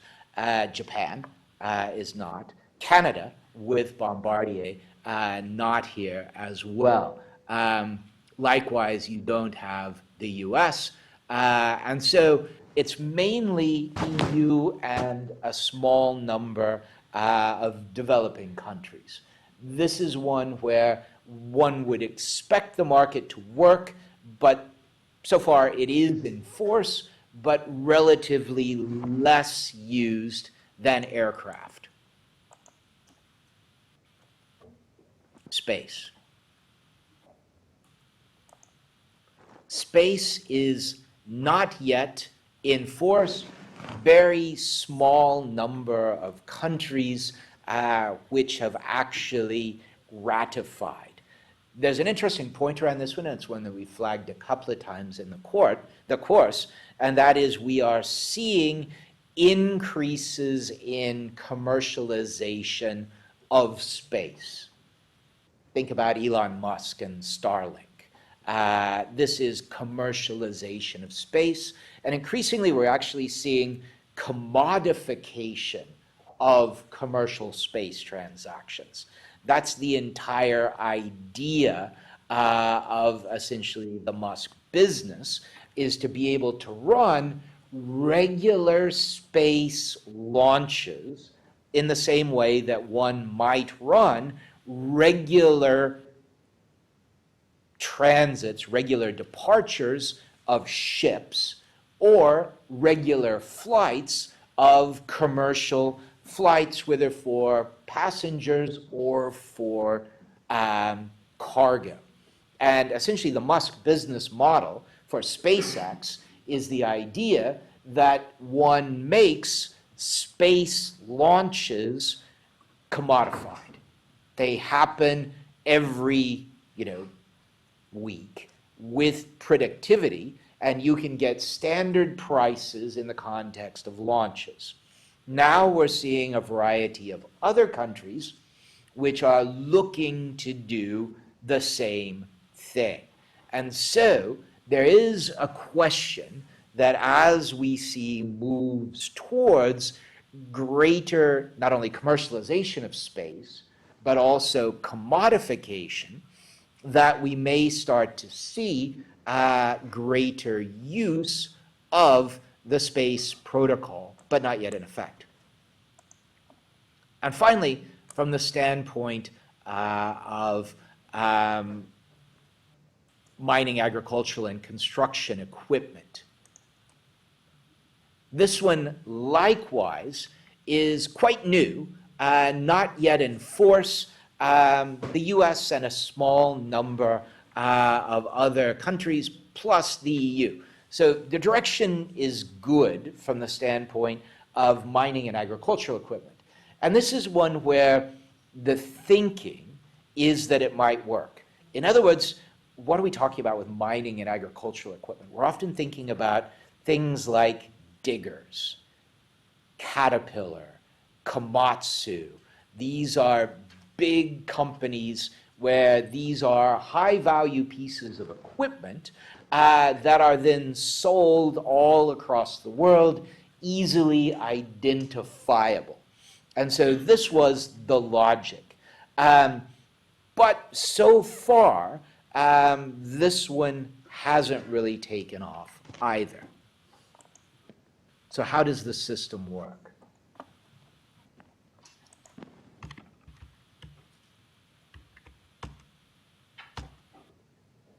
So essentially, it's this idea of, in some ways, it's a public convention but it is governing private transactions. You have this two-instrument approach where you have your main convention with the terms that apply, and then a sort of building block approach where one is able to agree conventions for specific types of equipment. Space, aircraft, rail, Mac. And in some ways, the unique piece is around not just the creation of the security interest. In other words, this is the legal nature of the security interest, the various formalities for its creation, but also the creation of an international registry for those interests. So in other words, a convention that applies to large value pieces of mobile equipment, which are produced by generally private companies and sold to private buyers all over the world. We have, in the context of the convention, the mechanisms for creating a security interest in the specific types of equipment that are governed by the protocol. And we have the creation of this. This is the International Registry of Mobile Assets. And we have created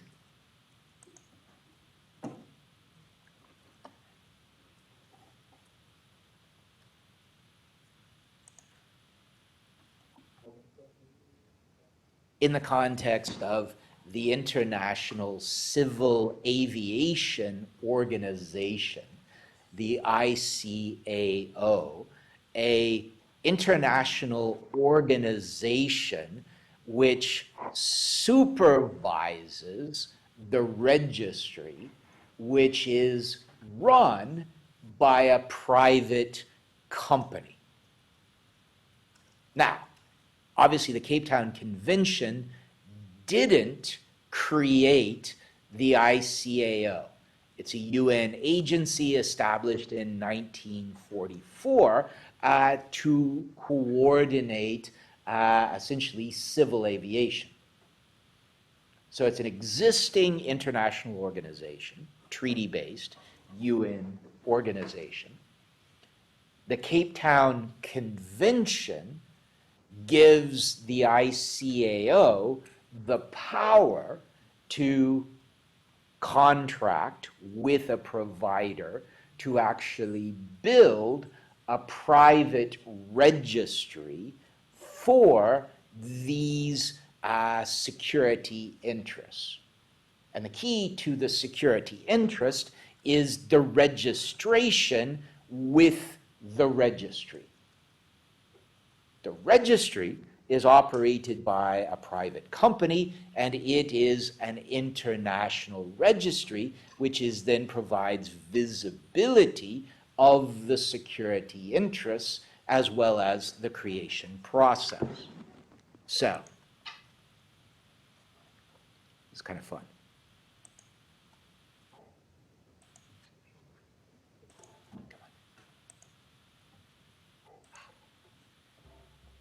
Welcome to the International Registry of Mobile Assets. The purpose of this video is to provide users with an overview of the International Registry. We will explain the Cape Town Convention. I'm going to use this one because it's, and something that you'll immediately see from the registry website is it's not very slick. It's pretty chunky, and the registry itself is pretty primitive. It's not a highly sophisticated sort of thing. It's pretty simple. The video is, once again, not what one would think of as flashy and exciting, but it does do a really useful job of actually explaining how this thing works in a sort of practical reality. And from the standpoint of aircraft and aircraft engines in particular, this registry is really central to the way that security and leasing operates for these transactions. So, as well as the establishment of and benefits of the registry. We will introduce you to members of our team who will explain how to get started on the registry, how to search, and how to register an interest. They will direct you to the resources available to you, the user. But first, let's hear from Rob Cowan, Managing Director of Aviaretto. Can you explain what the Cape Town Convention is for users who are not familiar with the International Registry? The Cape Town Convention is an international treaty that was signed in 2001, and it relates to the financing of aircraft objects. So that's airframes, helicopters, and engines. It has been ratified by 57 states around the world. And when your state ratifies the Cape Town Convention, effectively it replaces the existing law with Cape Town Convention law in relation to aviation finance. And there are real economic benefits for the aviation industry in your country when your country ratifies the convention. What is the International Registry and what does it allow you to do? The International Registry is an essential component of the Cape Town Convention and Aircraft Protocol. In fact, in the Aircraft Protocol it says that a centralized database is required to record financial interests from around the world in aircraft equipment. So Aviaretto Limited operates the International Registry, and we do that under the regulations and also under the supervision of the International Civil Aviation Organization. So take this for a second. So you have a treaty which governs the creation of security interests. It designates for aircraft an existing international organization, the ICAO, as the supervisor for the credit registry, which is the central operating system for the security interest under the convention. It is then this private company that has the contract to run the registry. When one is engaged in the context of aircraft financing, the expectation is that the interest in the plane, the engines, etc., will be registered in this registry, and that registration will give not only visibility to all others so that you don't get multiple financings on the top of a single airframe aircraft or from the standpoint of engines, but also from the standpoint of the operation of that interest in the context of payment priorities under the legal systems of the individual signing countries. Because by signing, it becomes operable as the legal framework for security interests in these specific types of equipment as identified under the World Customs Organization's specific classifications. It's a lot of different pieces from the standpoint of legal arrangements. We often tend to think of legal systems as you have a treaty, but this is a treaty that is then operationalized by some other existing international organization. But to actually work, it requires the creation of a registry, an electronic system by a private company. The registration is dependent upon a standardization system established by another organization, the World Customs Organization. And from the standpoint of what all of this actually does, it provides, in the context of the domestic legal systems of the signing countries, a mechanism for taking, enforcing, using security interests in these specific pieces of equipment that have been registered in the appropriate manner in the context of this registry. So back to the video. On the registry, there are two things you can do. And I suppose I should mention that the registry is 100% online. So all of your interactions with the registry is through our website. So there are two main things you can do on the website. The first thing is you can register a financial interest in an aircraft object. And the second thing you can do. So you can see on this, essentially if one is registering a security interest, you have a variety of categories which reflect the convention and also those numbering systems which one selects and then data that have to be entered in order to make that work. You can search. So if you're interested in doing a deal on a particular aircraft object, once you know the serial number and the identification of that object, you can search the registry and you can then get a list of any prior registrations which have already been made on that object. Why would I become a user on the International Registry? And why would I register an interest? So I think the place to start with that question is to look at the economic benefits that derive from the Cape Town Convention. And if I initially look at, say, a creditor or a financial institution or a leasing company, the Cape Town Convention gives them increased certainty. So what that means for them is that there's a reduced risk for any deals they're involved in. And that reduced risk means that they can charge less of a risk premium. It also means that there's more money available in the aviation industry due to that. And what that means then for the airline or the debtor is lower premiums. So that's the economic benefit. Now, in terms of what... And so one can think about this from the standpoint of the lender or the leaser, the one that is providing the financing. If one has to deal in something like aircraft, which is, the things are mobile, that's one, but also the fact that they are typically being manufactured in a relatively small number of jurisdictions, but they're actually sold all over the world. From the standpoint of a financier or a leasing company, the complexities of sorting out the legal position which might apply in the context of an aircraft in an unknown jurisdiction means that they are less likely to provide financing because they have less certainty about their legal rights and their ability to protect their rights in that jurisdiction.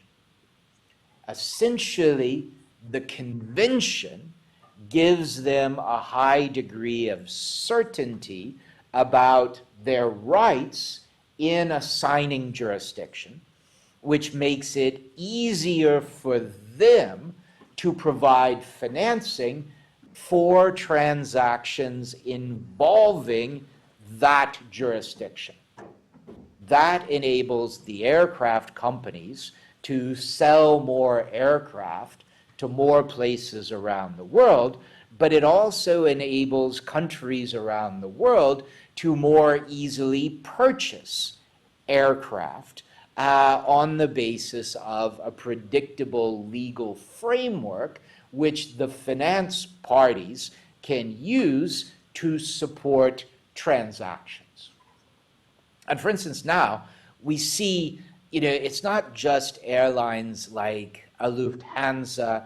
Think about, even if we think about Qatar Airways or Emirates. 20 years ago, Qatar Airways or Emirates, these were small airlines. They, today, for an airline in many jurisdictions, they will often buy in any given transaction dozens of aircraft at a single point in time.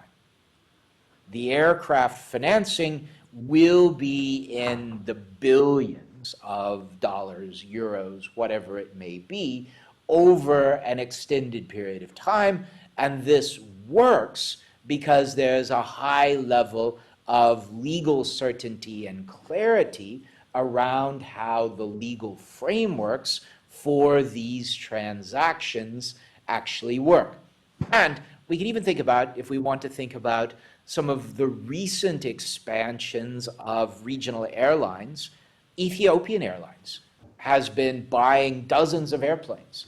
And this is a jurisdiction that you wouldn't normally think of as able to buy. And one of the reasons is because you have predictability in those legal frameworks.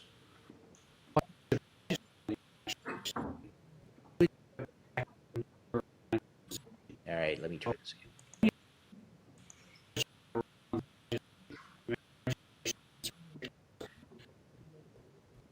All right.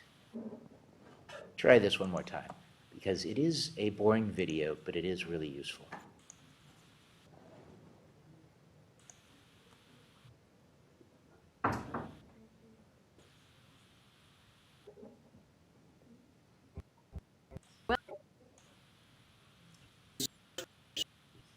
And then get a list of any prior registrations, which have.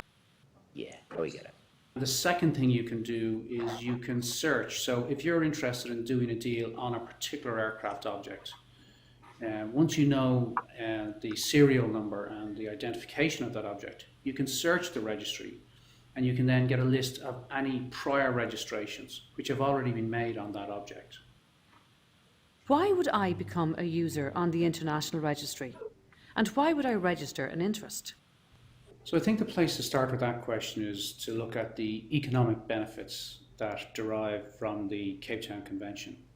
And if I initially look at, say, a creditor or a financial institution or a leasing company, the Cape Town Convention gives them increased certainty. So what that means for them is that there's a reduced risk for any deals they're involved in.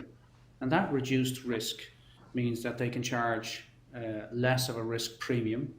It also means that there's more money available in the aviation industry due to that. And what that means then for the airline or the debtor is lower premiums. So that's the economic benefit. Now, in terms of why you should register on the International Registry, it's really about protecting your financial position. So when you register on the registry, you make a registration against a particular asset, your priority is protected by the Cape Town Convention. So for people who choose not to register, and in particular where their deal is covered by the Cape Town Convention, if they choose not to register, there's a real economic risk that they're taking, and their own financial position could be undermined by that decision. So it's highly recommended and considered best practice, in fact essential for people to register if their deal is covered by Cape Town. Hi, my name is Deirdre and I'm one of the registry officials. Welcome to the International Registry. Now that we've heard from Rob and he has spoken to you about the convention and the protocol as well as the benefits of registering an interest with the International Registry, I just want to point out some of the useful resources that are available to you on the International Registry website, particularly under the documentation section as well as the video tutorial section. In order to set up an account on the International Registry, you first need to submit an electronic application. That electronic application must have supporting documentation to go with it. Once the registry official receives the correct supporting documentation, we can then approve your application. Now, if you need to be sure what kind of documentation needs to be submitted, please refer to our resources that are available on the website. Once the application has been approved, you will receive the digital certificate. As soon as you download the digital certificate, you can then make registrations on the International Registry website. Now, it may be the case that you don't actually need to set up an account on the website and you may just want to search. You can actually search as a guest. You can go to the search tab and there are 3 different types of searches. Again, we have all the useful guides as well as quick guides to searching under the documentation tab. Of course, if you have any difficulties or you have any questions, please feel free to give us a call or send us an email and we'll call you to provide telephone assistance. Thank you very much. So I think what you get is an interesting example of a public law instrument using a treaty-based organization to establish a private registration system, which is then central to the establishment of legal rights and remedies across a wide range of different jurisdictions globally. And one that, in some ways, is quite remarkable in how widely it has been picked up and implemented, and from the standpoint of those of you who end up working in airlines or aircraft financing, it's something that you engage with on a regular basis. And so it provides both, I think, an interesting example from the standpoint of international commercial law processes, but also a successful example of how an international arrangement can make it easier to undertake, in this case, high-value mobile international transactions. Now, let me pick up a couple of other things. So, sphere of application, essentially international and equipment. The international basically means you have a debtor situated in a contracting state. And so this means that from the standpoint of the power of the agreement, it actually needs to have lots of contracting states around the world. It's not necessarily operable on the basis of the creditor's jurisdiction, but rather on the basis of the debtor's jurisdiction. And it provides a mechanism to clarify the legal treatment of a specific type of equipment and its financing in a large number of jurisdictions. Equipment, obviously, this is the specialized protocol and the specific sort of equipment governed in the protocol. And as I've highlighted, we've had big variances between the effectiveness of the different protocols and the types of equipment which have come under them. The rest is fairly clear. Essentially, we look at key points. You have the international character of the transaction, the idea of promotion of uniformity of application, as well as predictability in order to enhance efficiency and reduce transaction costs. Note, however, that you don't have the same issues around good faith that you do in the context of CISG. Partially, this was because this process was led by a small number of English lawyers who really didn't like that as a principle and managed to not have it in this context. International instrument, one of three types of arrangement: a charge over an asset granted by a chargeor, a title reservation or conditional sale agreement under which the seller retains title or ownership, or a leasing agreement. Remember that point about having different combinations of possession and ownership, and how these can be reflected in different financing arrangements and legal structures. The Cape Town Convention is designed to try to catch the most common of those structures. So, a charge over an asset granted by a chargeor. Essentially, this is possession and ownership with the purchaser of the thing. But the financier retains an interest in the thing, so that in the event of a sale, etc., that their financial interest will take priority.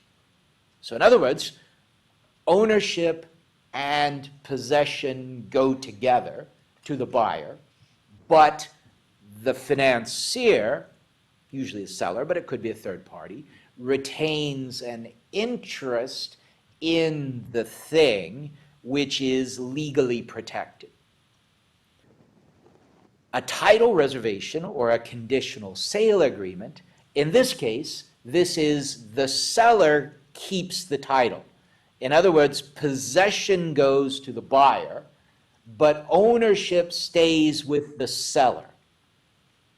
You could think of this in some ways as a higher level of protection for the seller, because the seller is keeping the title. So the seller keeps the title, but the buyer gets the thing. Now, in some ways, the most efficient, obviously, is the charge, but the charge requires a high level of legal certainty for the financier to trust it. But you get that with the convention, the protocol, and the registry. A title registration or a conditional sale, this means the seller retains title, but the thing is with the buyer in some foreign country. So once again, there's a high level of trust that the seller needs to have that they can actually protect their title against someone who actually has the thing, the aircraft, in another country. And finally, the leasing agreement. Leasing agreement is simply that you have a lease. The buyer is actually just leasing the thing. The thing remains owned by the original seller who is leasing it to the buyer. So this is a flow of payments. And once again, this provides, if you will, a slightly higher level of protection to the seller. But the key with the Cape Town Convention is it provides a treaty-based support embedded into the domestic legal system of each signing country for each of these frameworks. Classification is then left to the individual contract, but to meet the sort of specifications under the convention. Uniquely identifiable, this is your protocols, your specific segments, and specific ways in which that identification is achieved. Registration in writing, but of course it's all online. So it's entirely digitized, this process. The agreement, asset identification, and the obligations. You have the registry and the international interest, and a variety of arrangements around how that registered interest can be used.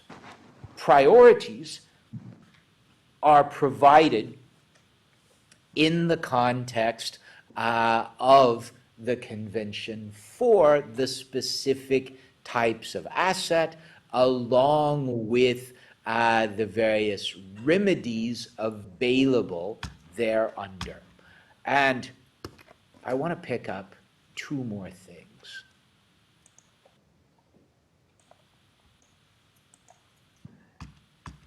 Now, what I should say is, if we look at this, if we look at the protocols, is there any sort of category of sort of high value, easily identifiable thing that isn't here?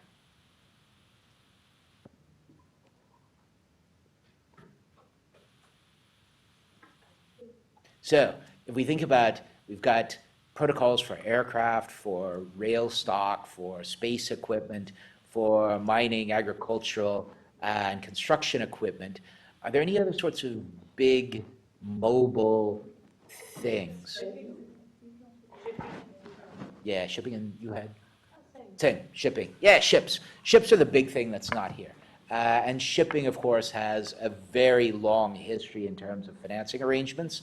And so the feeling was that, one, it wouldn't achieve anything useful by trying to do something with ships, and two, it probably wouldn't be successful because you get this sort of path dependence that once an industry knows a system so well, like we've seen with bills of exchange and letters of credit, it's very difficult to get them to change. And so the view was that it just wasn't worth the effort to even try with ships. Aircraft, the view was that this was an area that was rapidly emerging. There were real problems that could be solved. Rail, space, these were viewed as prospective. In other words, this idea that if one could agree these areas at an early stage, it would support commercial transactions in these areas. And there was the view that with MAC, that mining, agricultural, and construction equipment, that this was something that would work very well. But for a variety of reasons, the take-up so far hasn't been there. I want to end with one news story.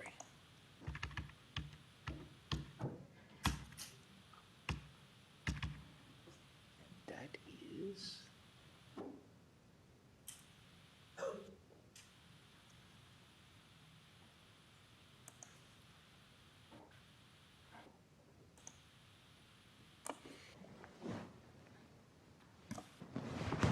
this, which I think is a really interesting commercial aspect that brings together a lot of these pieces. China must solve a puzzle to take on Airbus and Boeing. China has never been shy about its commercial aviation ambitions. For decades, it has wanted to be the C in the ABCs of airspace after Airbus and Boeing. But to achieve that goal, it must solve an engineering puzzle that only a handful of companies have ever tracked: building a reliable jet engine. The risks of doing so are not evident. The risks of doing so are evident. 2025 was supposed to have been the year that Commercial Aircraft Corporation of China, COMAC, a state-owned aerospace manufacturer leading the self-efficiency push, finally proved itself to be a potential contender. After delivering just 12 of its flagship C919 single-aisle jets in 2024, it announced an amped-up schedule last March: 75 planes. Deliveries are rising steadily, if more slowly than expected. The ARJ-20 is small. The C909 is the medium-sized aircraft, and the C919 is the big aircraft. And if you think about this, from the standpoint of Cape Town Convention, there's a huge benefit from the standpoint of COMAC. The ability to be able to have clear legal and financing arrangements to be able to sell aircraft to China's growing markets all over the world. And so there's a logic here. But in May, after Beijing angered Washington by restricting overseas sales of rare earth minerals, the U.S. retaliated by suspending the export of jet engines. And even though the ban was lifted weeks later following a truce, the damage was done. COMAC ended up delivering only 15 of the C919 in 2025.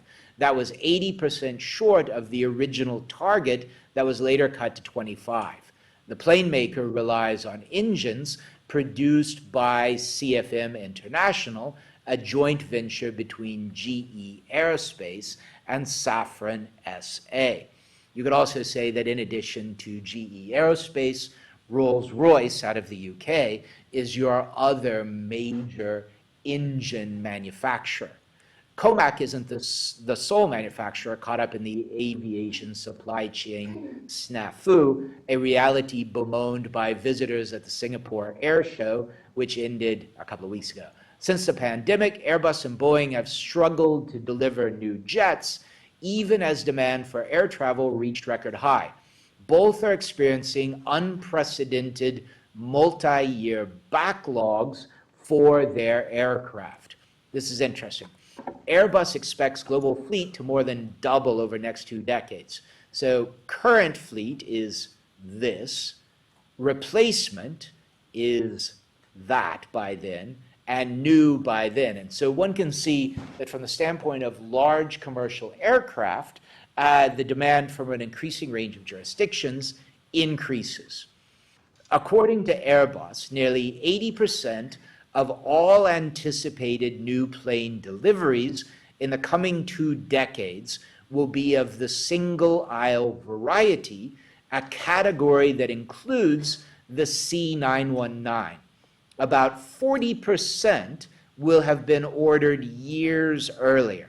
At 2025 delivery rates, it would take more than 10 years for the global aerospace industry to work through its backlog. Cape Town Convention may be working too well.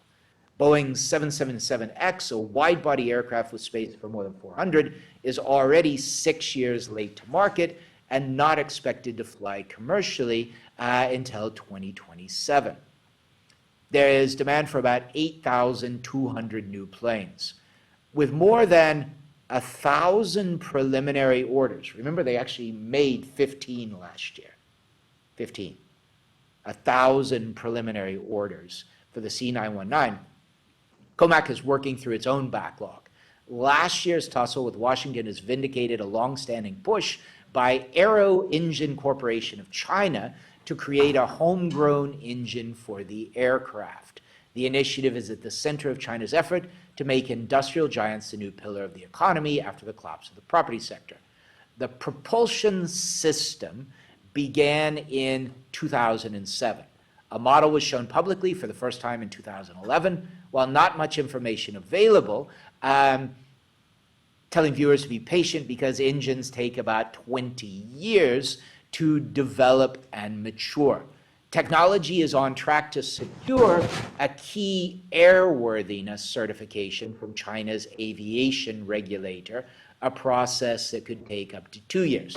Now, clearly, things like aircraft engines, these certification processes are quite important. It's important both domestically, and of course, if we think about China's initial market, it's going to be domestic.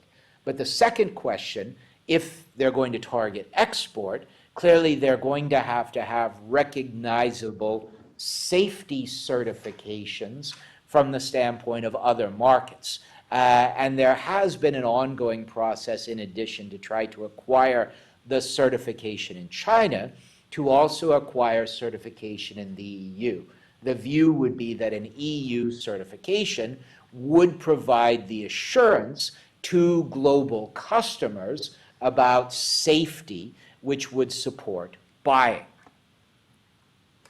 After that, the approved system must be installed in a C919 aircraft and tested again in a review that could take another 2 years. That means the engine would be commercially available by 2030 at the earliest. Officials are said to be extremely cautious and moving slowly to certify the most complex and expensive part of any plane.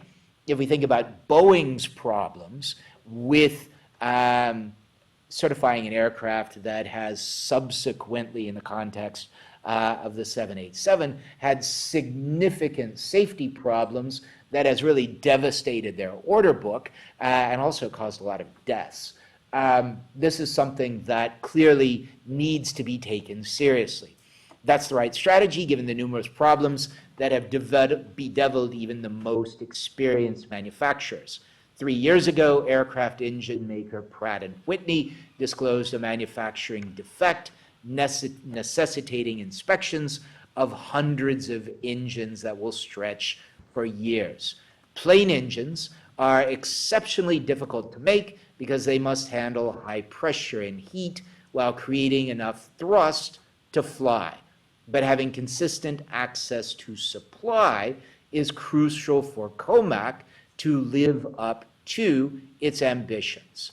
According to aviation market intelligence and advisory firm IBA, Planemaker is expected to deliver a total of 86 C919s in 2030, assuming it is still using Western engines. That would demonstrate significant growth compared to last year. It's far short of the 240 or so annual deliveries needed to become a meaningful threat to Airbus and Boeing. It's hard to see how that can be achieved without a plentiful supply of homegrown engines and other parts. Now note, this is one reason why we see often separate arrangements for the body of the plane and actually for the engines. In many cases, the engines are worth much more than the rest, and so those may draw separate financing arrangements. Last week, US President Donald Trump promised to keep American airplane engine sales flowing in a call with his Chinese counterpart, Xi Jinping.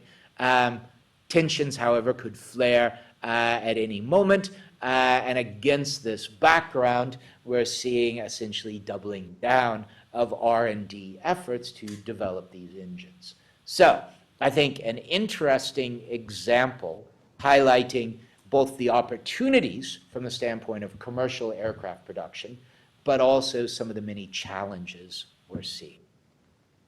Questions, comments, or anything? All right. Once again, I skipped our second break so that we can finish up just slightly early. Once again, I'll send around a note. Tutorials on Thursday and Friday.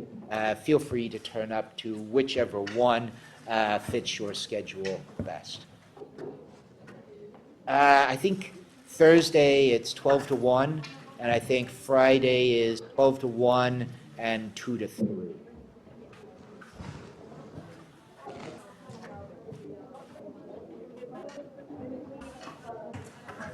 Yeah.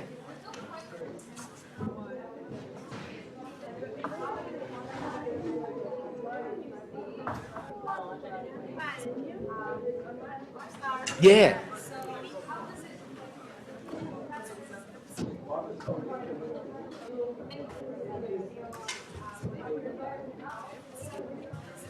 Yeah. Exactly. And this is that whole idea that ownership and possession can be separated. And the Cape Town Convention actually facilitates that by recognizing the structure. So the idea is that, yeah, I could sell you an airplane, you get to use it, but I've actually kept the ownership. Not without my sort of approval.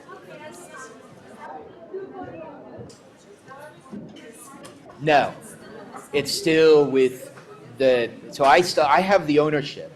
So the person with the plane can't transfer the ownership. They could sublease it to someone if I allowed it. Exactly, because they don't have that. Yeah.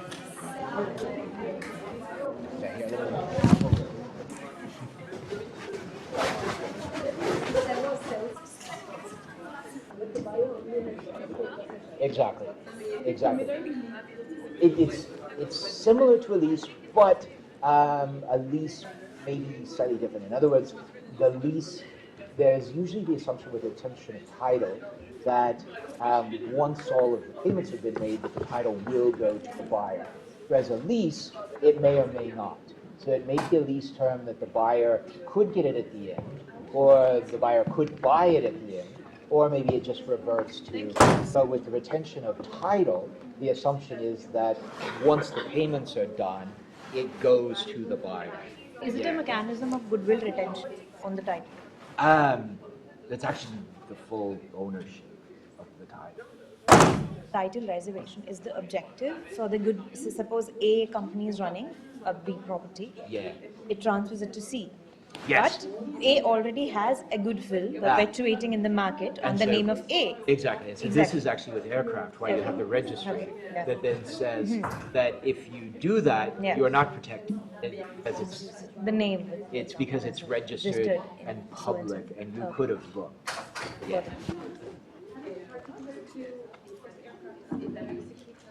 It is. So, What's the benefit of the buyer effect? Is there like another way that well, generally, it's a way of protecting. It's from the standpoint of the seller. It provides a higher level of security for the seller. So that means that they are going to be more comfortable, for instance, in providing financing to the buyer to buy. And the benefit is going to the buyer during that time. Exactly. That's all. The buyer can take a part of this, but the buyer Exactly, and they can use it to make money. And this is the key. So if you're an airline and you're able to fly people in the airplane and make money with it, which then pays for the costs of paying for the airline, this is the key. Typically name for that. it's not like all aircrafts. No, these are three different. So each company has different preferences, and you actually have, it's basically available. So, I use the Ethiopian Airlines example, but if you go in as Ethiopian Airlines and, you are shopping with Boeing or Airbus, they will give you a menu of different options and different engines from different manufacturers and and different costs, etc. So, and then title retention, typically title would then go to the buyer once they've made it. Exactly. Whereas a lease, that is like you will not get exactly, ownership. exactly. It could, but it would have to be, whereas the title retention, the assumption is that it does. Whereas a lease, it could if it was in the contract. If it's conditional and if they have Exactly. Yeah. certain authorities require that. If Exactly. you want to get Yeah. Yeah, no. More details about Thursday tutorials because my time on Friday, but on Friday I have a PTR in court, so Exactly. I would like to visit. It's Can you tell me the time and the room? I'm not sure if you remember, the time is 12 to 1. 12 to 1. Yeah, send me a note and I can see it. But I just can't remember what actually, I'll send it, when I send a message tomorrow, I'll include the room numbers and the times in the message about the tutorials. Thank you very much. Thank you. You're welcome. Yeah. Yeah, sorry. I need to understand financial and operational lease. Yeah. So basically, the key is an operational lease. I have a digger. You lease the digger. And that's it. It's just the two of us. You take the digger, you're paying me at the end. There may be a term where you could buy it, or it may go to you, or it may just go back to you. So that's just an Regular operational. leasing. Exactly. Yeah. A finance lease basically says you want a certain type of digger.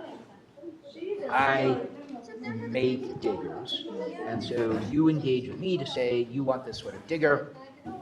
I say I'm willing to make that sort of digger.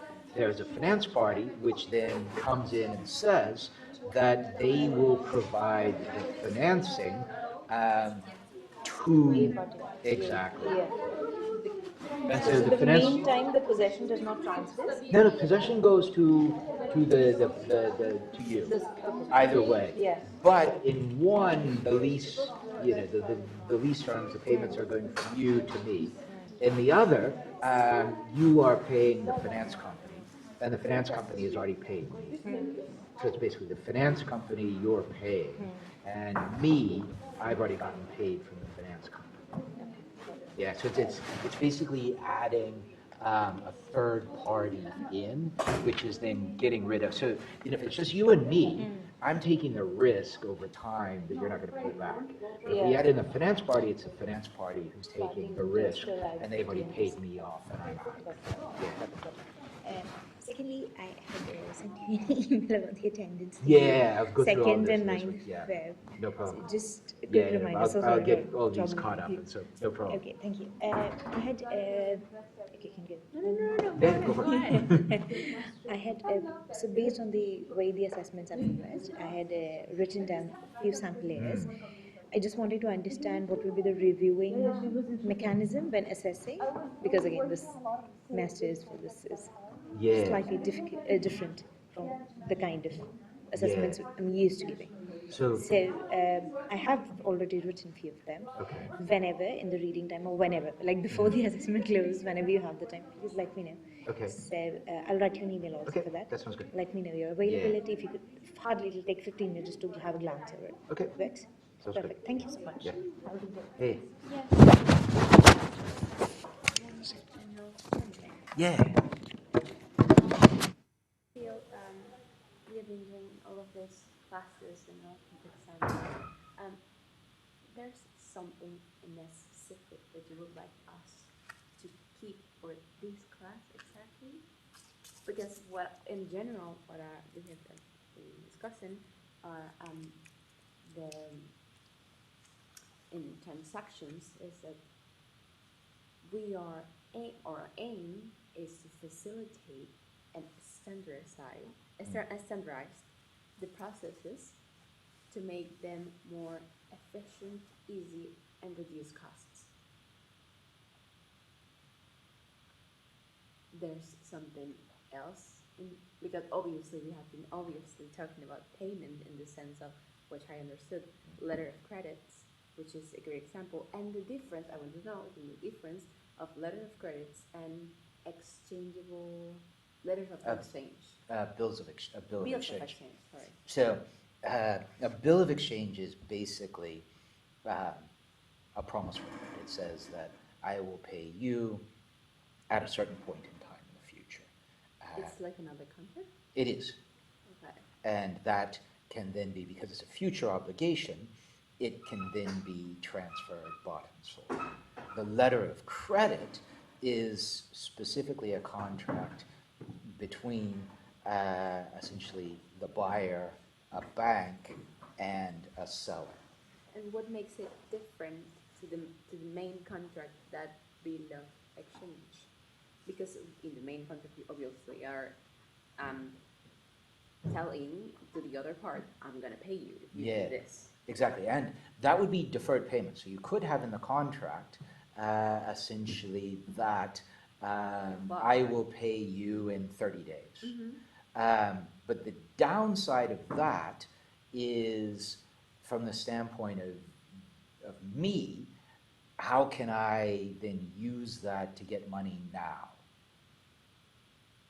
So, like a bill of exchange, if you write me a sort of bill of exchange that says you will pay me a certain amount in 30 days' time, I can actually sell that to somebody else.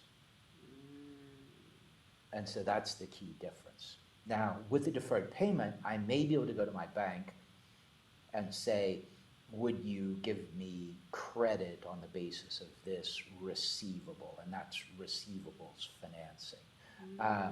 But it depends on the bank and your credit worthiness. And why is it called receivable? Because it's an account receivable, which means that it is a payment that I'm expecting to get. So an account payable is something that you have to pay in the future. A receivable is you expect to get paid in the future. Sorry, I didn't know. Yeah, no, I this is good. forget it. Yeah, no, that's good.